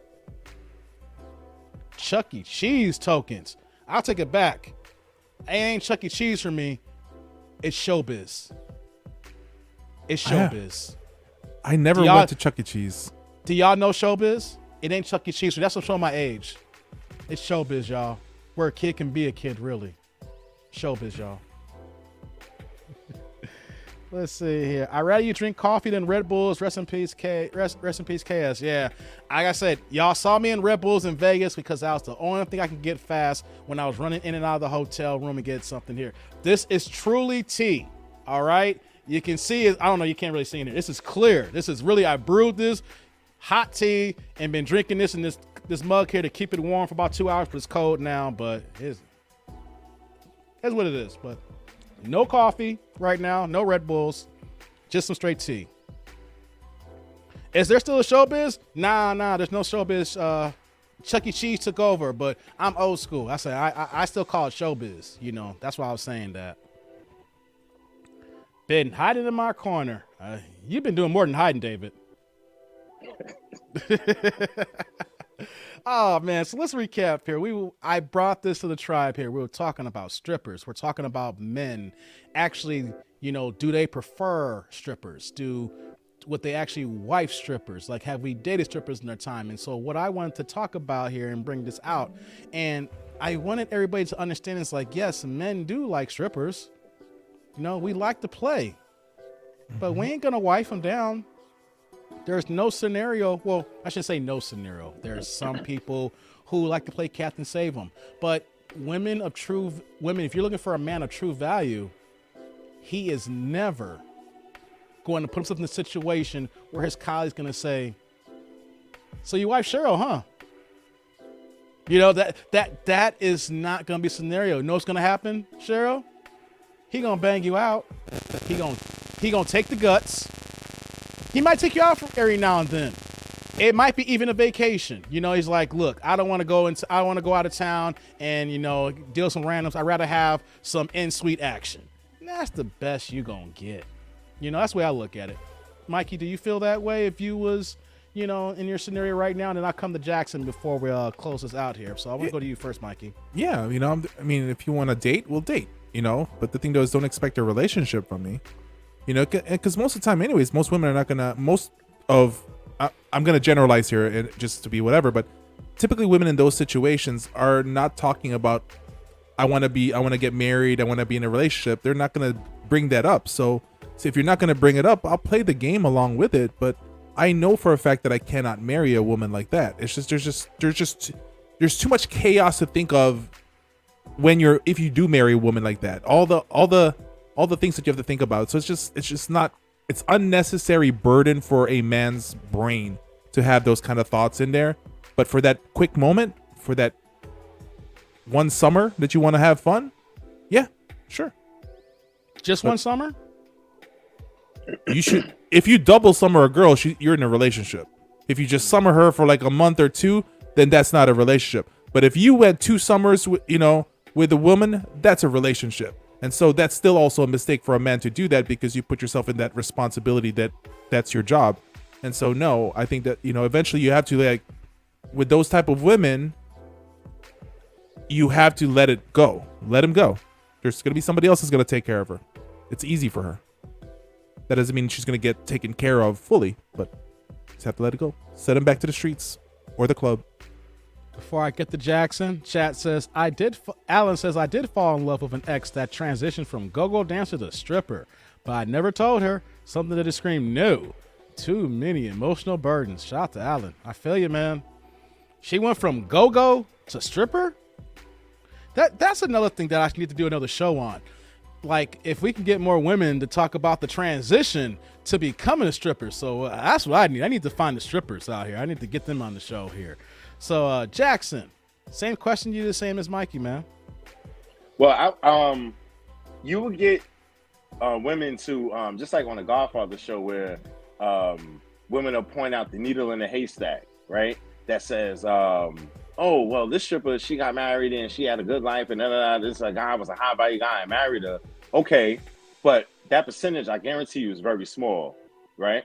So I would say for myself, if I'm gonna speak for myself, like, no, absolutely not. Like, you know, as Mike pointed out, it's way too much to worry about. Like, you don't want to like have that in front of mind or back of the mind. You don't want it anywhere in the mind. There's no room here there's room here for purpose. There's room here for growth and different things and vacationing and reading books and watching movies. But you don't want to have that as something that's a part of your brain thought pattern, thinking about that. All right, my wifey boo is a stripper or ex-stripper, and then now we go to wherever because you know sometimes there's certain strippers, they go on tours. Like they'll be in Vegas, they'll be in LA, they're back in New York, they'll do an ATL, they'll do a Nashville. You know, so you have and I'm gathering us right here. We have peoples in these different places. So then you go to like a function there, and then there's somebody that's going to be like, hey, and then you know our guys are like little, like, you know, a little shady too. They'll sneak that in there, like, hey, they'll call them by the name, like, hey, Kit Kat. You know what I'm saying? They'll say something, they'll put something in there, so it'll be like, and then you'll look, and then you know, it's funny, right? So I'm like, nah. And then so he'd be dirty Mackie too. I remember you when you were Kit Kat. Yeah, can I break off a piece of that and snap you a couple times? Yeah. You still working that caramel, girl? Like next you know, like what the hell? Who the fuck is Kit Kat? your name is Sam. Like Samantha, like the same Samantha, like no, like so. Yeah. It's just something that, you know, it just doesn't. And so I'm sorry to keep relating back to the golf. No, that's cool. Like so no, because you know, it was like he really was impactful in. He just really carried like the brunt. It was like he was really standing in front with like a shield on, and then you still see the attacks. Like with they're still going in at him, and I think this is not going to stop anytime soon because he was that impactful. So not to veer away too much from the question, and well, my answer, I say exception is not rule, right? So for me, stripper is absolutely a no. Respect. I respect that. Jackson. Is it A Jackson? Or what's the initial stand for? I was calling you Jackson for that. What? Yeah. What do you go? What do you go by, my man? Well, it's my regular name. My first name is Arnold, and I had to grow into it and then I'm a junior as well. I had to grow into the name because I grew up in the hood, so there wasn't too many Arnolds. Oh yeah, the hood. They clowning you about your name, man. I already know how that gets but down. then I had to grow into it. You know what I'm saying? Right. And then I really I put A Jackson because a lot of people they call me A for short. But my first name is Arnold, so the A is for Arnold. Cool. Ain't nothing wrong with Arnold, bro. Trust me, the hood used to get on me. They used to call me Suburb. You can hear the way I talk. Yeah. I'll say this right. The hood ain't done nothing for us, man. The hood ain't. There's nothing for the hood. I get like they probably clown your name. They clown the way I talk, man. Just you grew into your name. You are who you are, bro. You doing you. That's what's all right. about, man. And listen, they crossed that line. Yeah. My 1-2s work. Oh, there you go. Yeah, there we go. We talking that boxing. Yeah, you gotta handle yourself, bro. You know what I'm saying? Like, so it's like you can have the jokes, but then you cross the line, and then I'm glad you hopped work. on, man, tonight, man. Yeah. I appreciate you Salute, hopping on, fellas. man. I appreciate you, bro. Yeah, thanks for having coming me. back. Appreciate All right, you. salute, y'all. Y'all have a good one, Mike. Salute. Take care, man.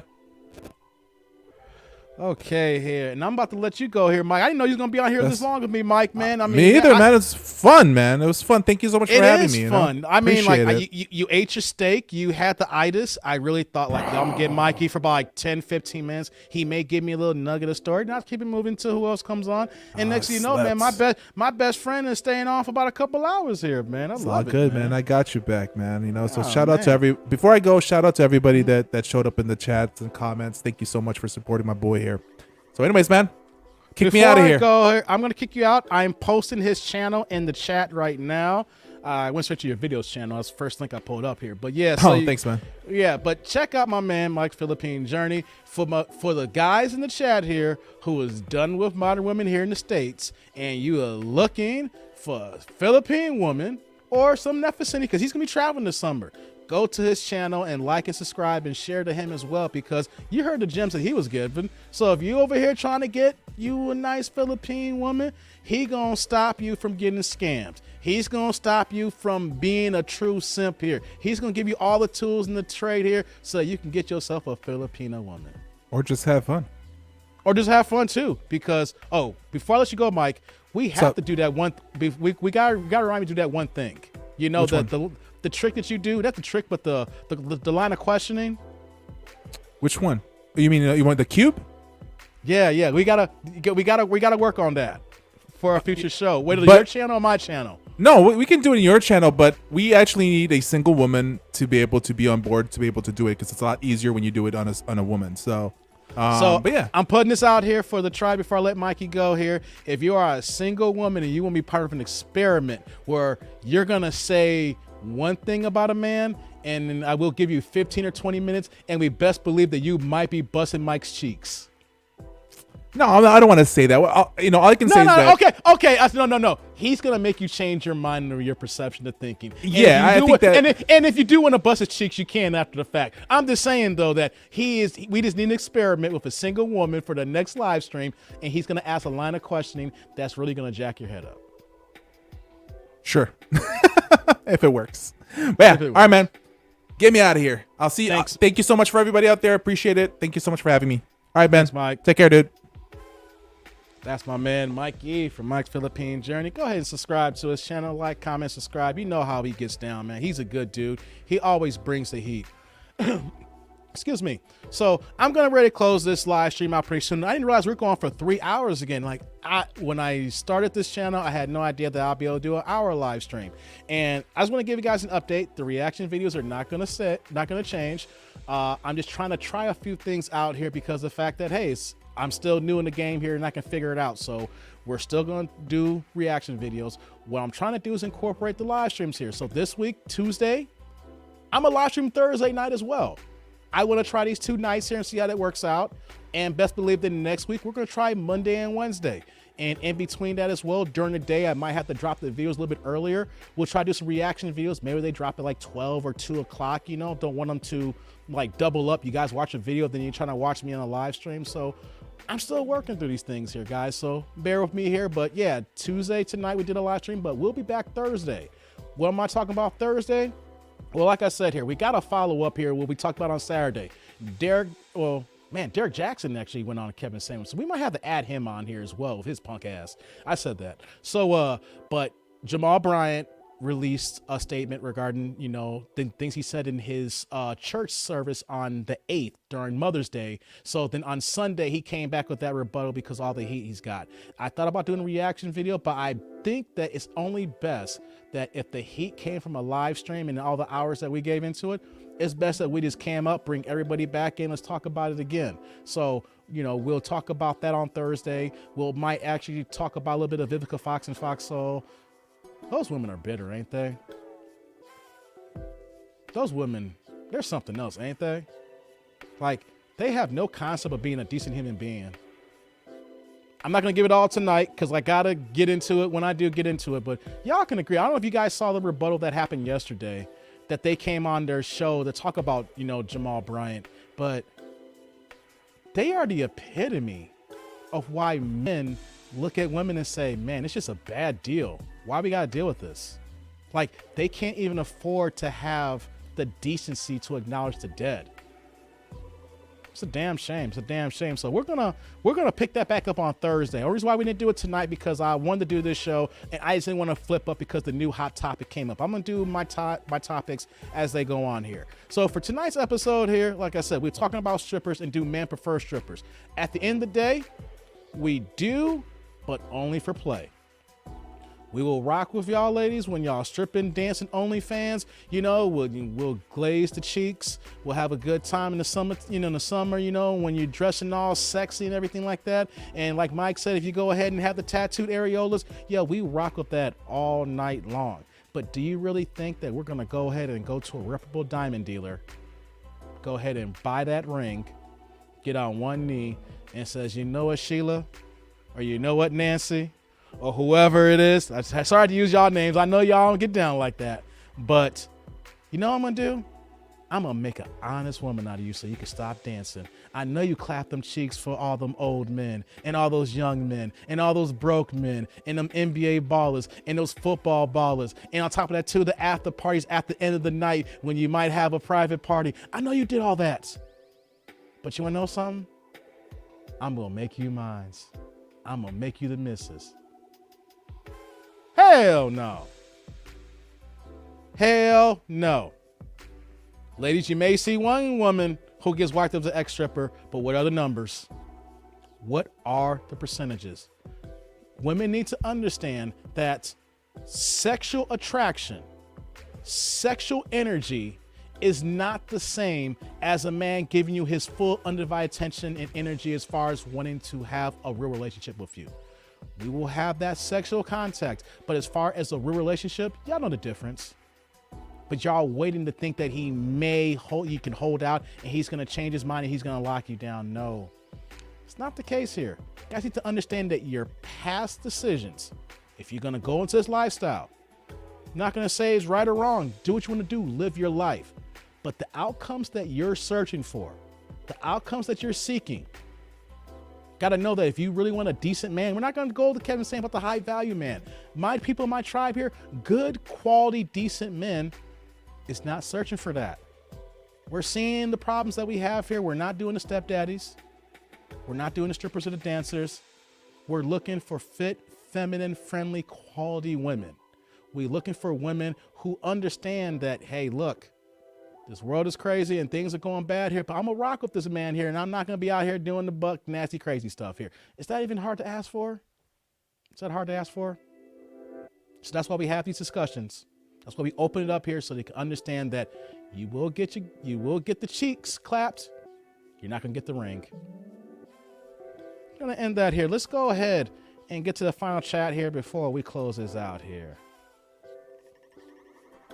Who's the chick in the thumbnail, Dave? Hey, that's the show on Stars. It's the I can't think of that strip club, the stripper show on Stars. I think season 2 is gonna drop in the next month or so. So I know I'm really good on names. I'm drawing a blank. I'm trying to do this show. I'm talking to all y'all. I got all these talking points. I got my notes, but it's from the show on Stars. It's in the 2nd season. I can't think of it right now, but if someone go in the chat, y'all can go ahead and post it up here. Not glazed cheeks. Yes, glazed cheeks, Nancy. Clean her up, Dave. I'm not cleaning them up, y'all. I'm not doing it. I'm playing like AB Dig, like Cole, like a gangster supposed to. I feel you, bruh. Captain Save 'em. Why y'all think I'm Captain Save 'em? At 28, I was. Not at 42, guys. I'm taking this as disrespect, y'all. Y'all really think I'm Captain Save 'em? I'm gonna take that disrespect. You know, you get your ass kicked for saying some stuff like that, man. Quick 504. You give me all the super chats, and then you come over here and call me Captain Save 'em, man. Come on. I thought you was my man. You're the sponsor of the show. Or do I gotta take it because you're the sponsor of the show? All right. Let's see what we got here. All right. Now you're laughing. You know I'm messing with you, man. You know I'm messing with you. Spot on. Thank you. The FBI. Yeah, like Kevin used to say. What's up, Black? What's up, people? What's up, that dude? Yeah, Brother Black in the house. I'm glad you were able to chime in. Thank you for coming. Thank you for coming. So yeah, we've been going about 3 hours here. We started here. Here's what I'm gonna do, guys. Come in the comment section. This is brand new because I've been doing these live streams sporadically here. What is the best schedule? Like prime time, midday? I'm trying to figure it out. I still work a full-time job, but you know, what do you guys want to see? Like a little bit later? You want to see a little bit earlier, you know, like that, you know? Because I know for the East Coast time, it's 10:56 right now. You know, for my Central time, it's almost 10 o'clock here. But if you're on the West Coast here, it's a little bit earlier. So I'm trying to work with y'all, work with me here, you know? So we're trying to figure this out here, and then for suggestions for the live show. So yeah, that's what we're gonna do here. So I think we're gonna close out here, guys. It's almost the 3-hour mark. I appreciate you guys coming in. I appreciate the super chats. I appreciate all the comments and the likes and things of that nature. Y'all keep me going here. Y'all make this really, really a fun time here, you know, as I'm learning here. Y'all on the ground floor. I'm growing, so y'all growing with me here. And who's to say in another year or so that we're really having a really, really dope show and having a good time, and we keeping this going here. So I thank y'all for rocking with me here.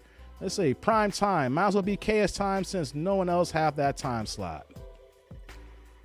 10:30 Eastern. Okay, I feel that here. Well, I'm in Ireland, 4 a.m. Oh, damn, Kiki. I rock with you being up late, man. You must got insomnia, so it's going to be hard to work with that one. And Nancy says, great time for me. I work. We end up going on and on and on. Yeah, I know. Yeah, so we're going to work this out here. So give me your comments. Let me know what you think of the timing here. We're going to still work this out and build this out. And then hopefully then we'll have a really cool, dope show and everything like that. So that's all I want to thank everybody for coming online. Thank you guys for the likes. Thank you guys for being funny and witty with me. Yo, we're just going to keep this train going. So I'm going to try to drop a reaction video tomorrow. And then we'll see how Thursday goes if I do a reaction video or if we do strictly this live stream. So be on the lookout for that thumbnail. But I'm that dude named Dave. This is TDND Live here. I want you guys to check me out here. Let me know anything that I need to work on. But until next time, I'll see y'all later, YouTube world. Peace out.